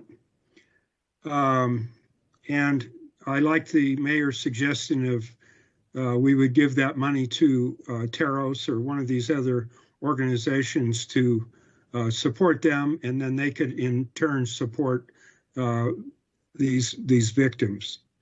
As far as the Trails Initiative, it just seems like the timing on this is very bizarre. Traditionally, since I've been on council, we've had discussions of various proposals from various organizations for various things like trails initiatives, and that we've sort of ranked those and decided where we want to put money. In this case, it seems like one organization came in out of the blue and asked us for money, and completely outside of the process that we've set up over the years. So correct me if I'm wrong, Mr. Clifton, but that's the way I see it, and I'll stand corrected if that's appropriate. But unless I can be corrected, I would not support the Trail Initiative funding. Thank you. Thank you. Mr. Mayor, would you like me to respond? Yes, please do. Sorry, I'm trying to plug in my computer here. No problem. As I mentioned earlier, we the city, provide a significant allocation to United Way once a year, and that is in turn distributed to a number of organizations and services throughout the community. And they, again, have done a wonderful service for the city in that regard. I can't emphasize enough how much of a burden that takes off of us to otherwise have very lengthy discussions about a large number of proposals. It really does ease our agenda. And that model has been used in other communities, I think, quite successfully. It works for us quite successfully. In addition to that, and more specific to your question, we do get requests from time to time, and they usually are either in an isolated way or sometimes ongoing.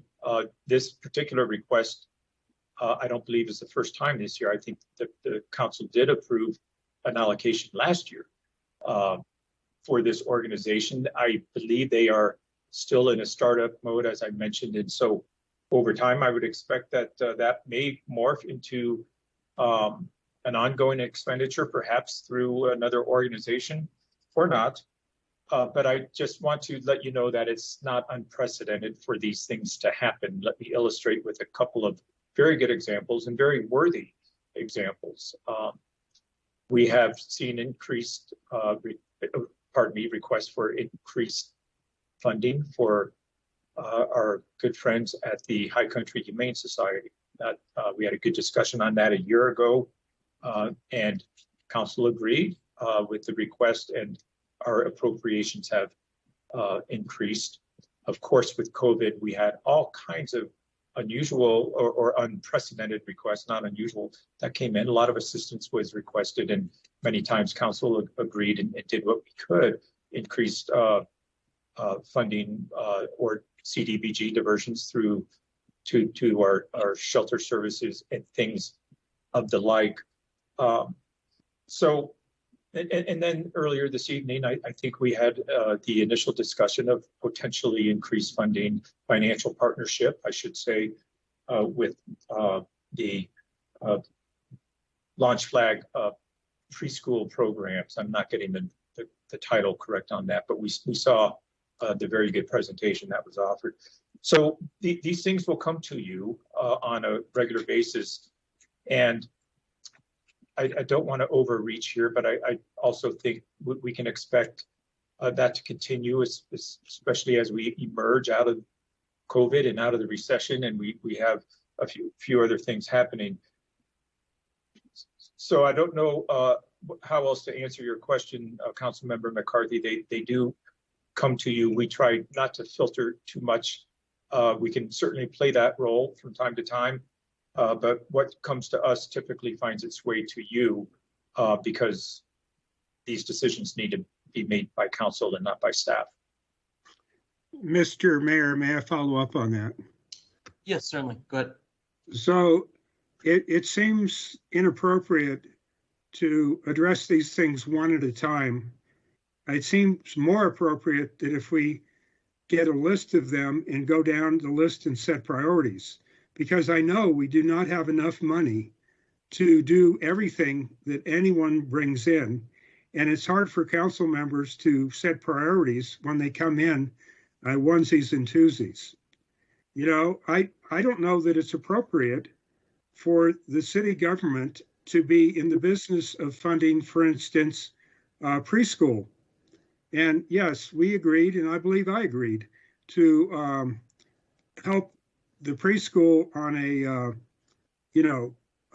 get them set up basis. But now they're wanting money for ongoing programs.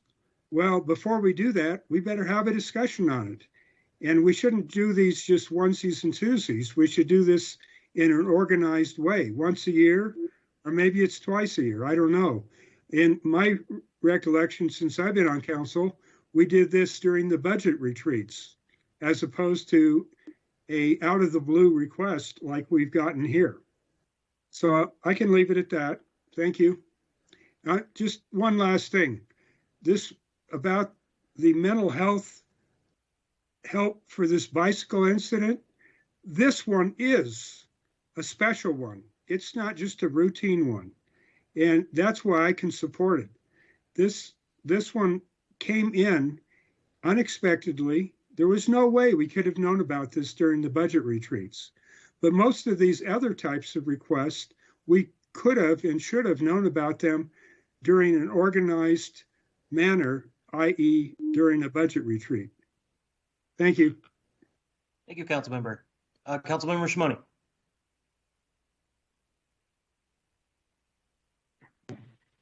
Thank you, Mayor, and thank you, City Manager. And thank you, Councilmember McCarthy. I appreciate your struggles with this council initiative fund discussion. You know, it's like, right, City Manager, is like a blessing and a curse at the same time, because we'd set this up to give council some extra funding to have extra flexibility with little things that we wanted to bring forward and support. But I appreciate the struggles that Councilmember McCarthy is having with his wrestling with this topic tonight. I hear you, Councilmember McCarthy, and I appreciate your concerns. But I feel comfortable having this conversation personally. And the Flagstaff Trails Initiative has presented in front of council 3 times in the last 4 years, I believe, and they've been around for the last 4 years. The organization created the Flagstaff Regional Trail Strategy, which was adopted and supported through a resolution by the council in 2020. And we've been a funding support, I believe we've been a funding supporter for, I believe, the 4 years of $5,000 a year. And I'm not too sure how it got off our radar for this year to continue funding them, but that's fine. Here we are tonight talking about giving them the $5,000 that I would argue they deserve. They're in the initial stages of becoming a nonprofit, as was mentioned, working under the United Way of Northern Arizona. And they're doing great work in the community. I know that they're working with Discover Flagstaff in building business partnerships and sponsorships. And I believe they work with other city staff as well. So I personally feel very comfortable giving them $5,000 or continuing to give them $5,000. We basically helped to create this group, and I really think that they're doing great work, and they really can benefit from that amount of money. I appreciate the support for the mental health recovery support for these individuals in that bicycling tragedy. My concern, city manager, with kind of focusing on Teros or a different agency, victim witness, is I don't know if they're going to receive the one-on-one support that they need, that therapy over months that they would get with a one-on-one person. With Teros, I just don't think it's the same. I think it's a different service, and I think both have their place, but I think that the individuals really need that one-on-one mental health support therapy session kind of environment. And so I would support us putting $5,000 towards that recovery of their mental health. And then, Mayor, I like your ideas of the forestry initiative in pilot program where we take a lane and convert it into a cycle. What's the word? Forget what Martin called it, but pop-up urbanism. Pop-up urbanism, yep, and basically like a cycle pedestrian avenue. I don't know what that would cost. I don't know if that's $5,000. I don't know if that's $10,000. But I would support money going towards that. And then Shauna Heinches sent us an email last week. And I see, I'll let you mention that in a minute, Mayor. But Shauna sent us talking about additional ideas she had for what we could do with these funds if we wanted to, council. And she brought up the idea of better signage throughout towns for bicycle infrastructure and safety. Things like slowing down signs, flashing signs that tell drivers how fast they're going, bike route signs, share the road and shared bike lane signs. I can imagine signage coming from like East Butler to West Butler. You're entering a pedestrian area. Really feels like you're going from an industrial kind of corridor to like a pedestrian residential area pretty quick. And so anyways, just some ideas, but yep, thumbs up from me on all those topics. Thank you, Mayor. And thank you, City Manager. Thank you, Council Member. Mr. Tatter, did you want to jump in here regarding procurement? Good evening, Mayor, Vice Mayor, City Council. Yeah, I did want to just step in based on some of the conversation we've had about direct selecting possibly some vendors. Generally, when it's under $5,000, we can direct select a vendor to provide a service. Otherwise, over that, there would be some procurement rules we'd have to take in place. One option we have is we do currently have a contract with United Way to provide services, a contract that was provided and approved by council. And we could piggyback off of that type of a contract to provide funding directly through United Way to assist with these types of ventures. One area was mentioned, they do help contribute through Stronger as One, which I believe may also be a county program that we could probably get funding to in that direction. So we just have to be cautious about how fast we can move in. Since this is new fiscal year eve, we've only got a little over 24 hours to complete this task. Well, our procurement crew and us, we will make sure we get the funding out based on your direction. We got to make sure it's the proper way.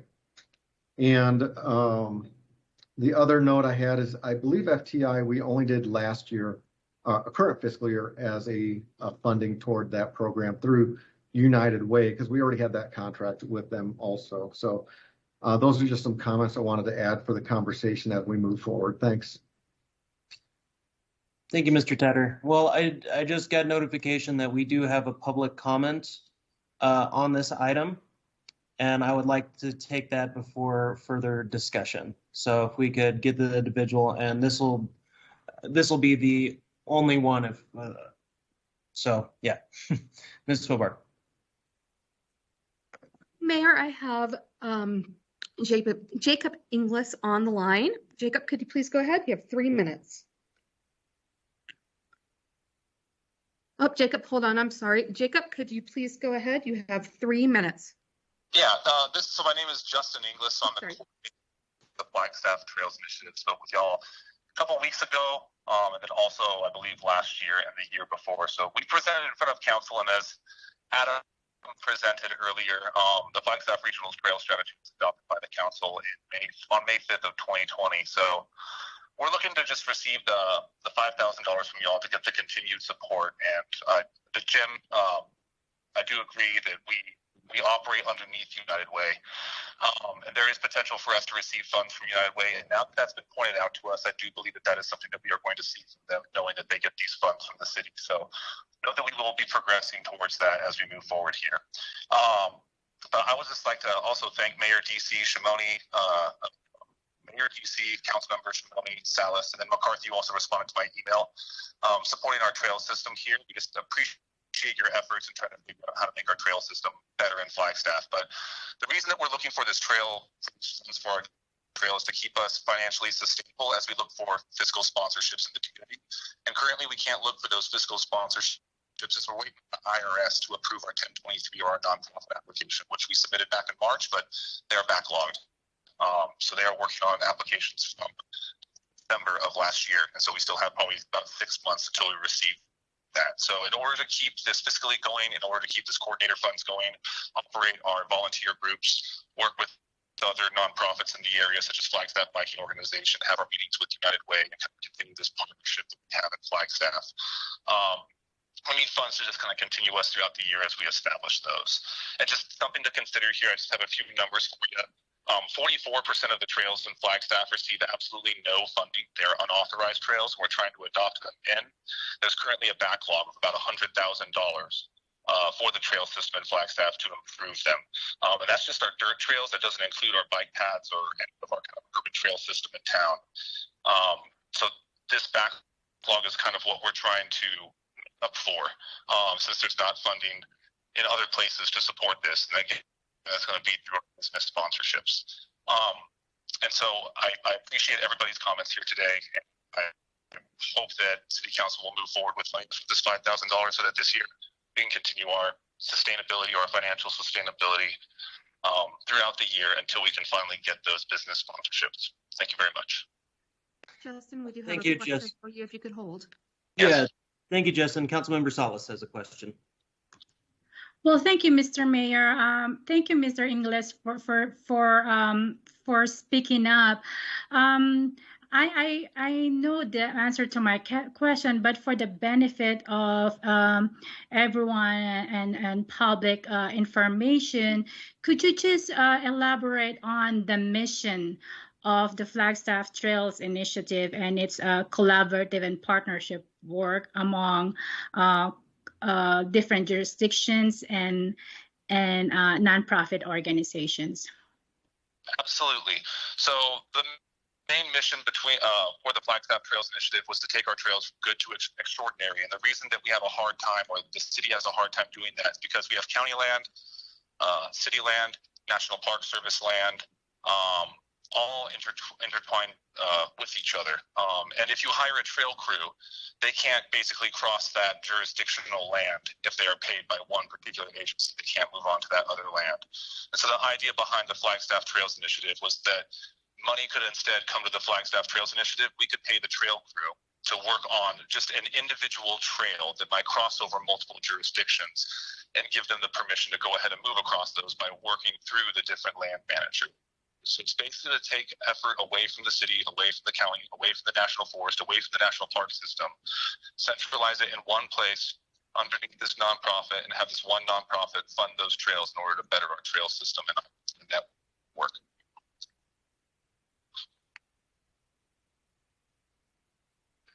So thank you, Justin. And that's all the questions we have for you. So we'll turn this back into our own discussion here, Council.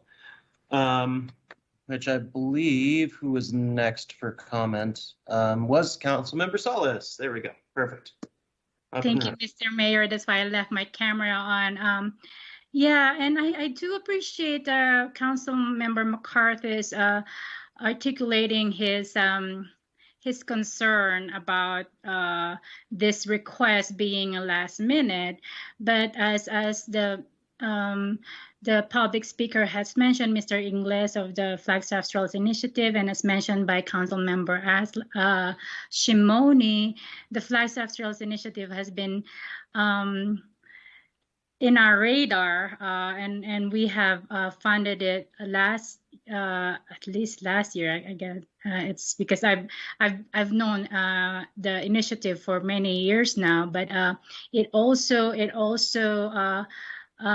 in the mission of Flagstaff Trails Initiative is in sync with our priorities, with key community results, as well as even our continued searching for state, federal, and local partners to protect, preserve our trails, and as they connect to natural areas and open spaces and parks. I also want to mention that, and it has indicated in our chat box by our Economic Vitality Director, Heidi Hansen, that our Discover Flagstaff has embarked on the Pledge for the Wild movement, which is a national movement of about 14 mountain towns promoting responsible and sustainable tourism by pledging for the wild. And Flagstaff is one of those 14 towns. And we ask our tourists, our visitors, to pledge for the wild. And when they pledge for the wild, they make a direct contribution, donation to the Flagstaff Trails Initiative. So what I'm saying is that the Flagstaff Trails Initiative has been in our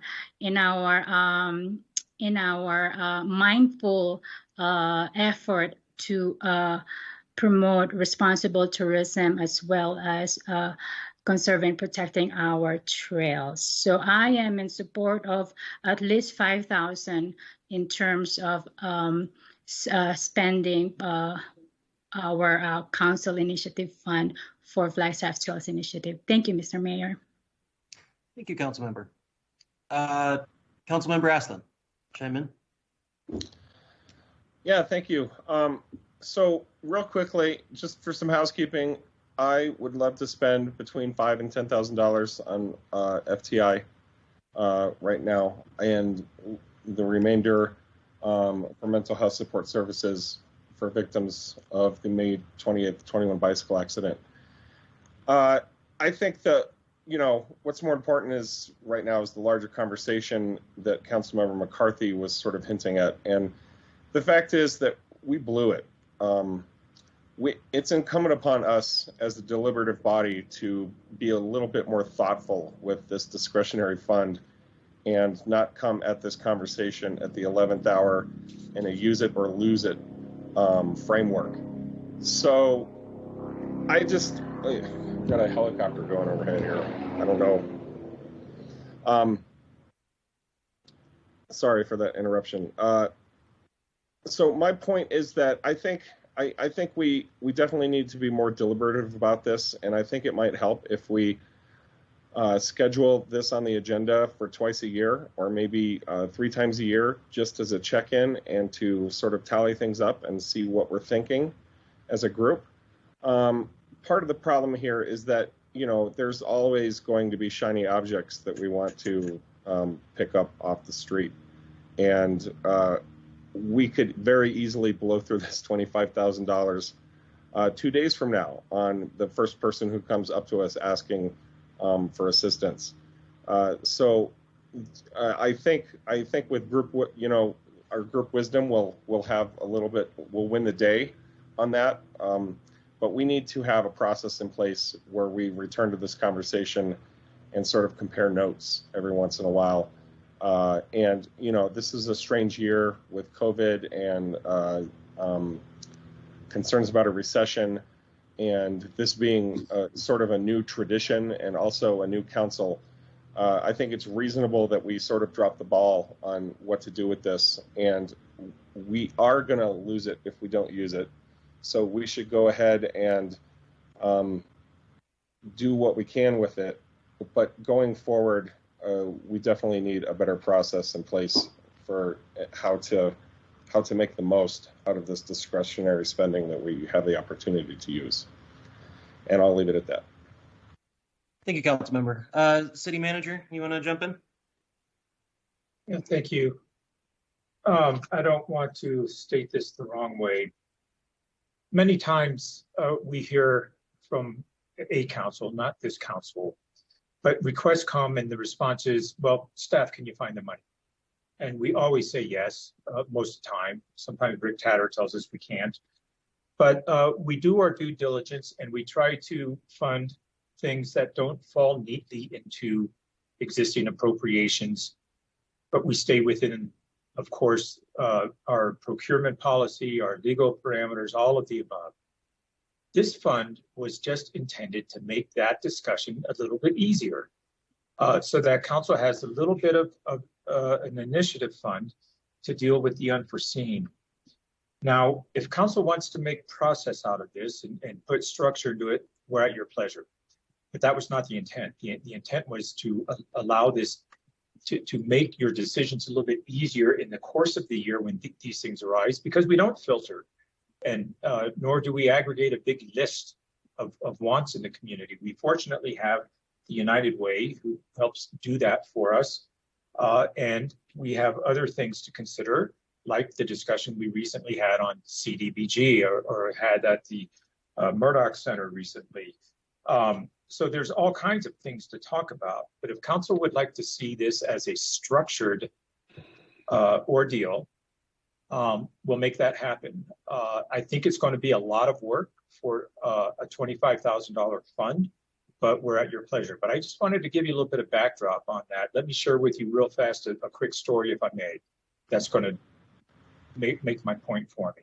In another jurisdiction years ago, council was being annoyed with a number of requests for funding and assistance that came in sporadically. Staff was tasked with making that more organized, and long and short of it is a new commission was born. And that commission served one purpose, which was to oversee a grant program for community benefits. And years later, that was morphed into an expansion where those community benefits it was bifurcated between special events and arts and other community benefits. And it grew and it grew. And then it became an annual appropriation to this grant oversight committee of hundreds of thousands of dollars. It was not a bad thing, because these were monies that were being funneled back into the community through service organizations, nonprofits, and what have you, much like what this council is wrestling with.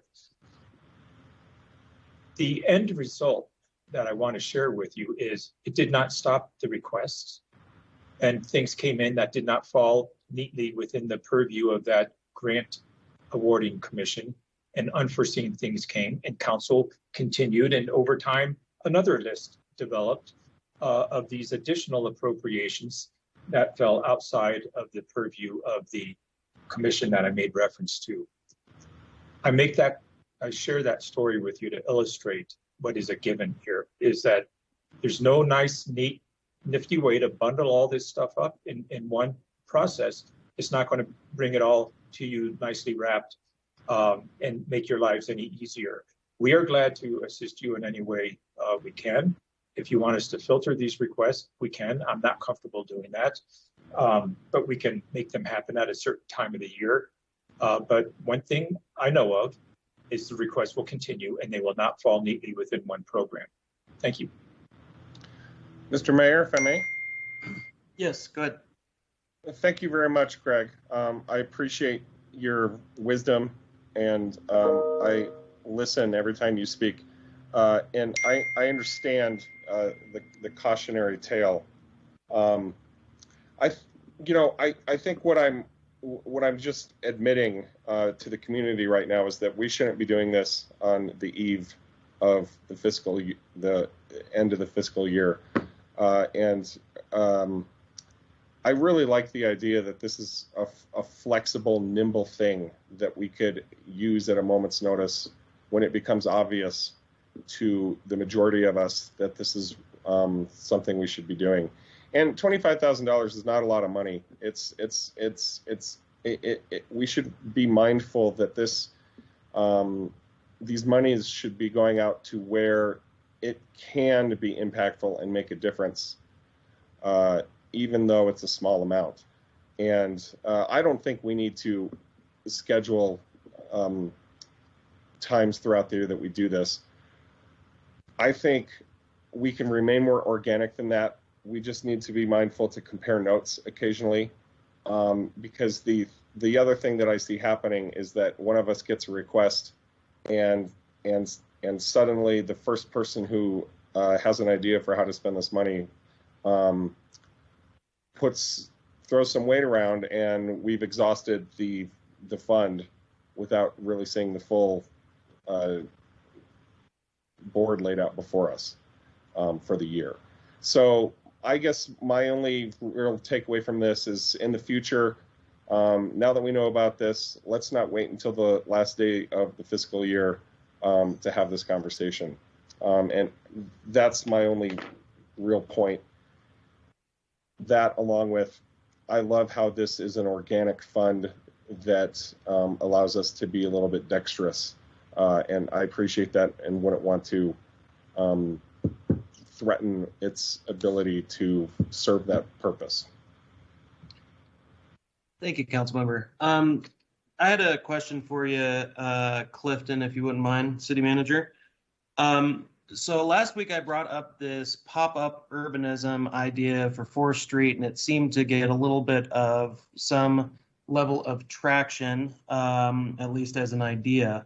To my understanding, though, with funding and financing for that could be done potentially through this $900,000 that we allocated for bike lanes specifically for this year. Sorry, go ahead. Oh, no, well, thank you, Mayor. I don't want to cut off your question prematurely. I think the answer is yes. And I also think that there's opportunity to reprioritize some expenditures in our capital projects list. It's a big list. So not just with respect to that particular fund that you mentioned, but there may be other resources as well. The only reason that particular project is not before you tonight, well, a couple of reasons. One is that this one could take a little more time for us to implement. And two is it probably won't fall within the council initiative. I think it will take a lot of resources to pull it off. Even the suggestion to increase our signage, all these things come with considerable cost. We're glad to see this advance. If council wants to give us direction to do something like this, I do believe we're going to check back in with council next week before the recess one more time on the topic of bike and ped improvements. I don't think we're finished with that particular conversation So I wanted to give you a heads up, Mayor, that you'll have an opportunity on that one yet before the recess. We know that council directed staff at the end of last Tuesday's meeting to give this some more thought, come back with a little more information, and we're going to attempt to do that next Tuesday. Next Tuesday is going to be a very big meeting, by the way. Yeah, we'll be earning our break. So that's good to know. I just wanted to throw it out there. When I had originally said it coming from this fund, that matters less to me than I really want to see us do some of this pop-up urbanism, show the public very clearly that, look, we are doing something and working on something quickly for our pedestrians, not just here's $5,000 to our trail system. And I look forward to that discussion, but I really want to say to council, if that's not on this list right here, I think we can pull this off, do it quickly, and do it cheaply to be able to show. Honestly, my goal would be by the end of July to see, get the community out there with barrels, with potted plants to block off the street and see what we can do to help for heads and bicyclists. So I'm just mentioning that because we had originally placed that into this initiative, and I'm not pushing that tonight, but this is what I would like to see for a future discussion to do quickly. So anyways, just throwing that out there, and that's why I didn't bring it up as thoroughly with this particular agendized item, as I had previously mentioned. So I just wanted to state that and appreciate it. City Manager and Vice Mayor has been waiting to comment. So Vice Mayor, take it away. Thank you. Recognizing that it is the day before the end of the fiscal year, I am in support of what staff has proposed. I appreciate staff taking our stated desire to help the victims and the witnesses of the terrible accident. And so I appreciate that you took that and came up with a way for us to do it. And I think all of us, council, this is a great illustration of why we should be keeping an eye out for projects and for how we want to spend this money, and not expecting staff to do a lot of work because it is our discretionary money.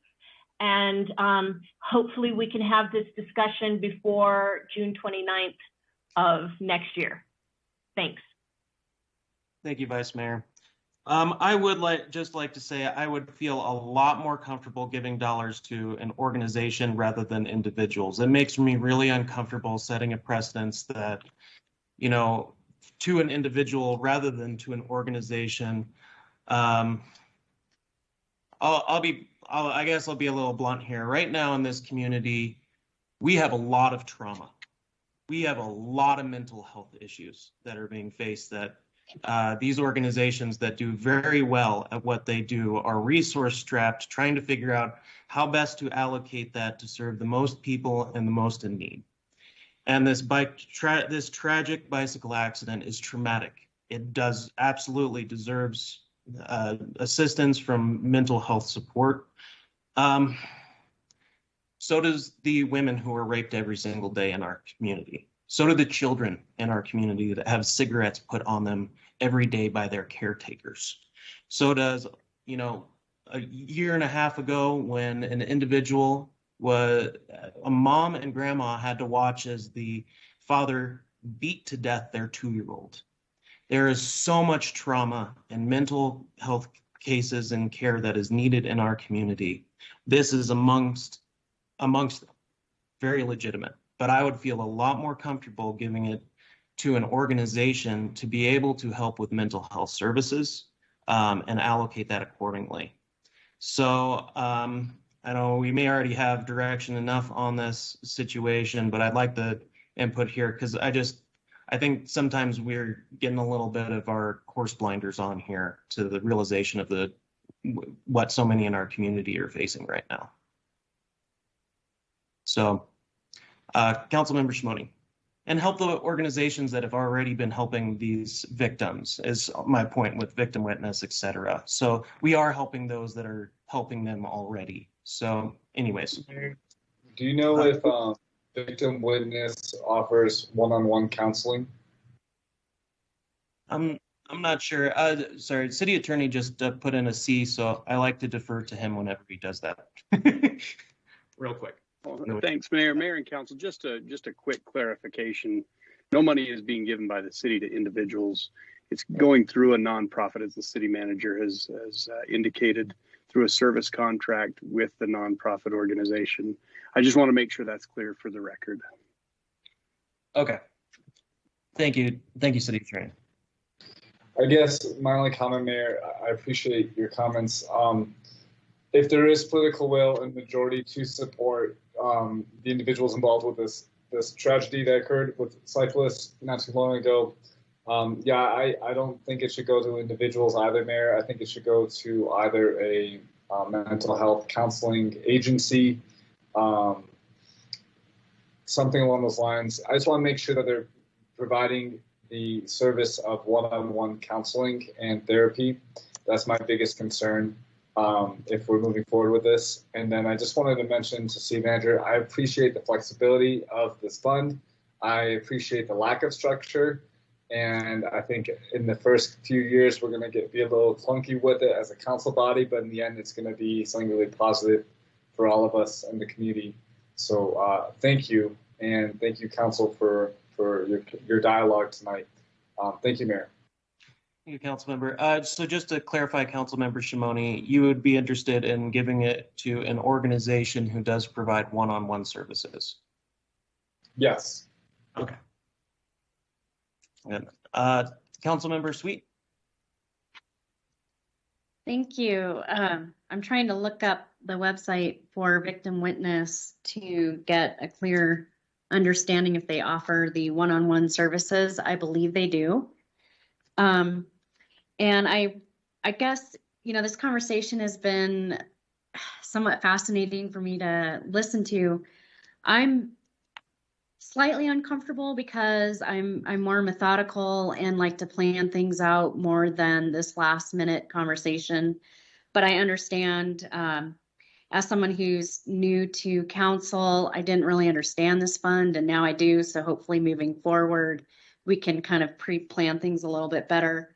I will go with staff's recommendations. I feel comfortable with that. And I have worked with Victim Witness a little bit. I have a film festival that I'm part of, and we've donated to them. I fully believe in their work, and I would feel more than comfortable choosing that as our agency. And the Flagstaff Trails Initiative, between that and the mental health recovery, going through an agency with that, I would feel comfortable. And I just appreciate the dialogue and the willingness to have the conversation tonight. Thank you. Thank you, council members. Councilmember Aslan? Yeah, I'll be brief. I just want to make a clarification. I never understood that this money was going to individuals, but that it was, the suggestion was that it would go to a mental health institution that could use it for the reach out for that bicycle accident, but also could use it for some of the other traumatic experiences that you've enumerated. I don't like the precedent it sends, you know, if this were to go to specific people. And my initial comments might have been a little bit confusing about that. So I just wanted to clear that up.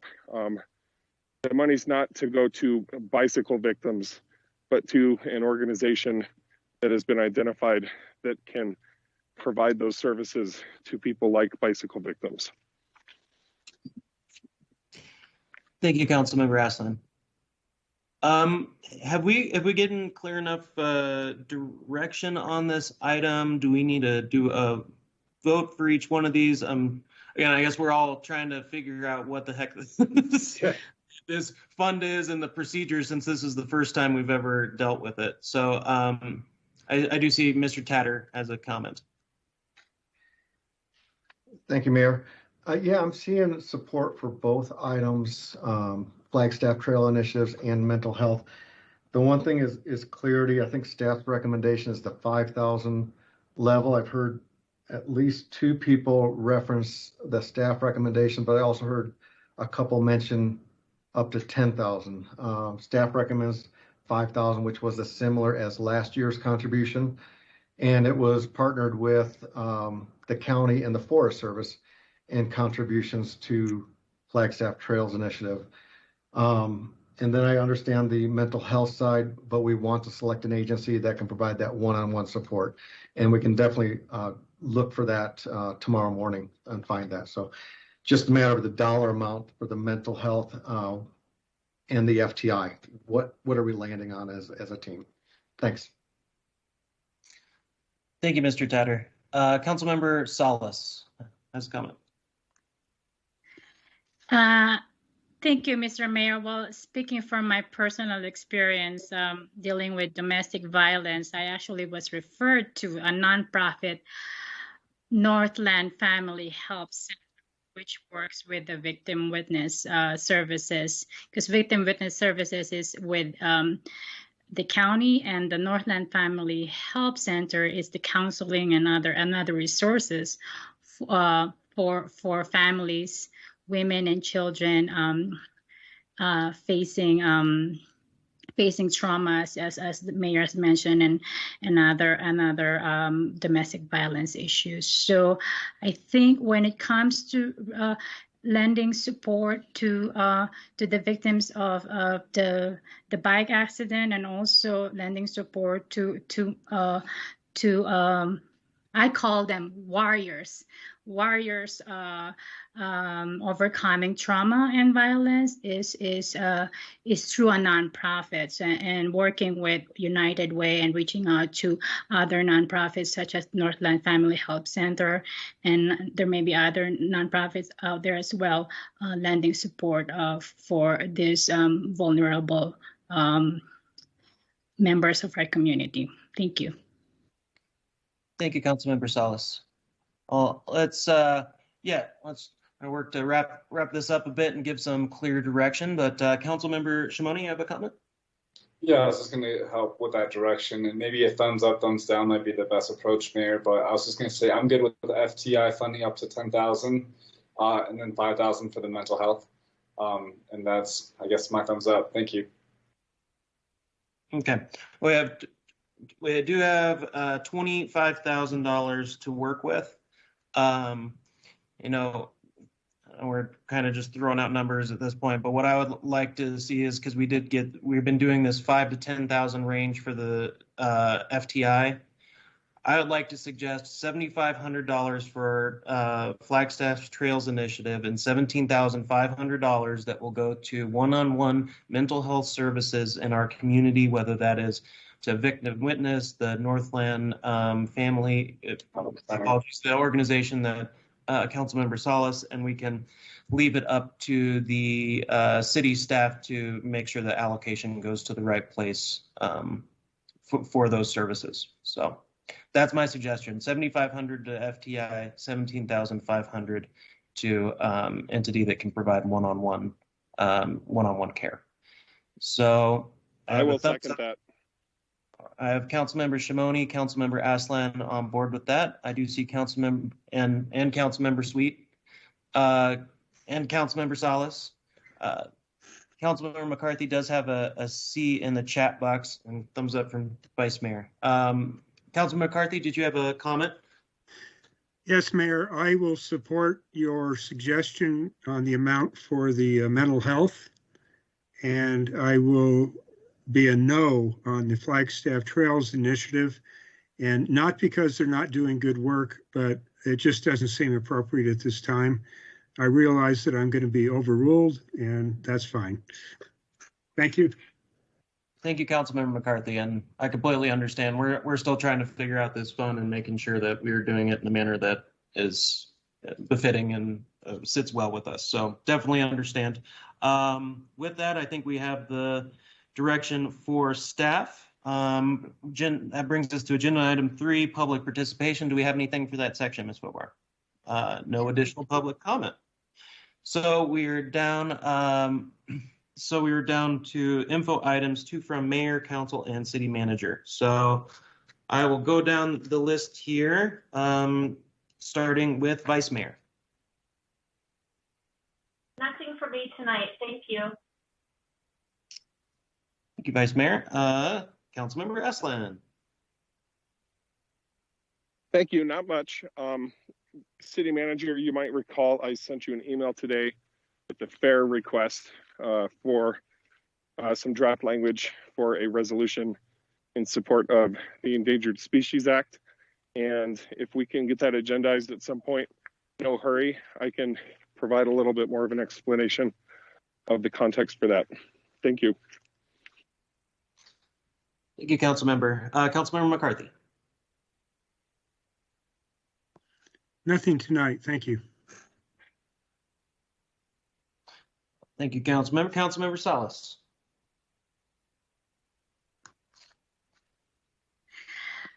I brought back a lot of connections and a lot of ideas with respect to workforce development as I attended the National Association of Workforce Boards conference in Washington, D.C. There are plenty of models out there that we can adapt as a community, with of course working with the County Workforce Development Board with respect to apprenticeship, and also developing services, wraparound services, and overcoming silos of our systems to make sure we're molding the workforce of the future. And yeah, I'm just excited of future opportunities to collaborate and partner with the city, with the business sector, with apprenticeship, certified apprenticeship programs to bring to our community. Thank you. Thank you, Councilmember. Councilmember Shimoni. Thank you, Mayor. A couple of things really quick. The Alternative Response Group met this morning and had a good discussion about our day center detox facility RFP, which I think I can say will likely be going back out to the public. Hopefully that's not an overstep. Sorry, Deputy City Manager, if that is. But we had a good meeting today and appreciate the conversations that group continues to have, but more work is ahead of us. I just wanted to give a shout out to the county and the city partnership that's working together on the museum fire, sandbag efforts, and Mayor, I've seen you very much involved with the volunteering aspects of the sandbag efforts, so thank you. And to the county supervisors and city staff that have been involved, thank you all. I truly appreciate your efforts, and especially also with the Rafael fire efforts. I wanted to give a quick shout out to Rick Barrett, our city engineer, for just kind of wrestling through these difficult topics of engineering and design standards with the council and the public, and working to make the standards best reflect the city community's values, which is at all of our hearts. So Rick, really, I appreciate your efforts and your patience and your work with the city. Councilmember Aslan, I don't want to steal your thunder, but you didn't bring it up, but there was a groundbreaking at the Astronomy Discovery Center at Lowell. I wasn't in attendance, but maybe some of you were and can better speak to how that went. But I just wanted to mention that. I was in attendance virtually at the Neighborhood Association meeting held last week, and I wanted to thank staff especially for their input and facilitation of that discussion. I think Christine Pavlik did a great job, and Dan Folk, I really appreciate all of your comments. And I agree, we should do what we can to better implement community needs, neighborhood needs in our CDBG process. I think we've got great plans with the Southside Neighborhood Plan and the La Plaza Vieja Plan, and there's plenty of need. So anything we can do to better support that through the CDBG process, I, as a council member, am supportive of. And then, Mayor, maybe you can speak to the event tomorrow night I forget the agency's name, the Arizona something. Maybe Deputy City Manager Anderson can put it in the comment. But there's a town hall tomorrow night of some sorts of community discussion about this new program or facility that's coming to town that's going to provide a detox and I believe even a housing component. I don't want to overspeak and share wrong information, so I'll leave it at that. But there's some really exciting components of what they're providing, and they're having like a public event tomorrow evening, the Arizona Rehab Center. Thank you. And so I don't know how folks can find that event or get an invite to that. That's tomorrow, I believe, at 6 p.m. to 8:30, if I'm not mistaken. 6 to 8:30 p.m.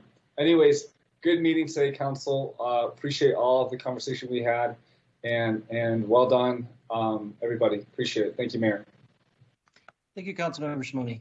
Yeah, it's the Arizona Rehab Center, as Chief Musselman put in there. I was just trying to find the info because I know I got an email from that earlier. But anyway, sorry. Let's not to have a back and forth here. But Councilmember Sweet, do you have anything for us tonight? Nothing for me tonight, except a huge thank you to everyone for the great conversation. Thanks. Awesome. Well, I would like to, thank all of the community that stepped up amidst the Raphael fire, amidst all this flood mitigation efforts that are taking place at the sandbagging. I mean, I'm just loving seeing dozens and dozens and dozens of people out there helping their neighbors, coming together to fight do what they can for each other. Last week on Thursday, a group of us came together, and a particular shout out. There's too many to say, but the Northern Arizona Covenant of Churches and Pastor Daniel Williamson, Pastor Adam Kling, Church of the Resurrection in Flagstaff, our community fire education project that's run by Christine Mayers. We all came together to help clear pine needles out of neighbors' yards in University Heights, 2 full big old drop-off bins from the city. Thank you, Andy, for getting those out there. We filled up those 2 entire things last Thursday. On Saturday, the team was out in Kachina Village and raked 25 different yards of pine needles of those who are in need, such as our elderly who could not do them.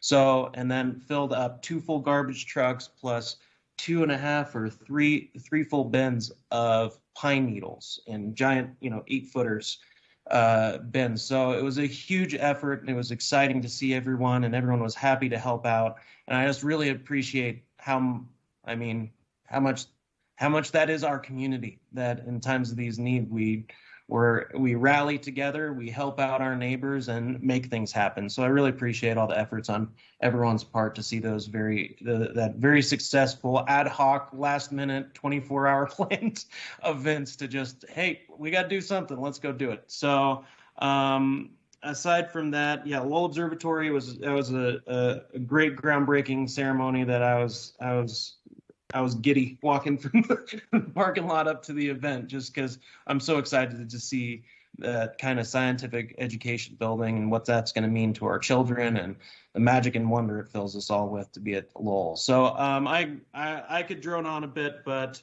I won't any more than I already have.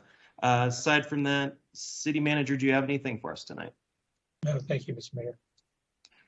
All right. Well, with that, this meeting is adjourned. Thank you, everyone. Thanks, everyone. And hold on, sorry.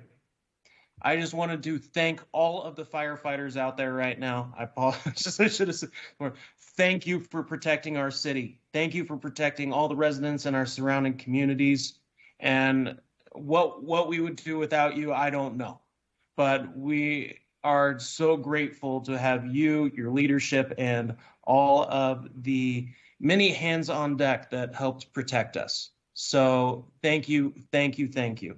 We are grateful. Our entire city is grateful. So now with that, this meeting is adjourned. Have a good night, everyone. Thank you, Mayor. Good night, everybody.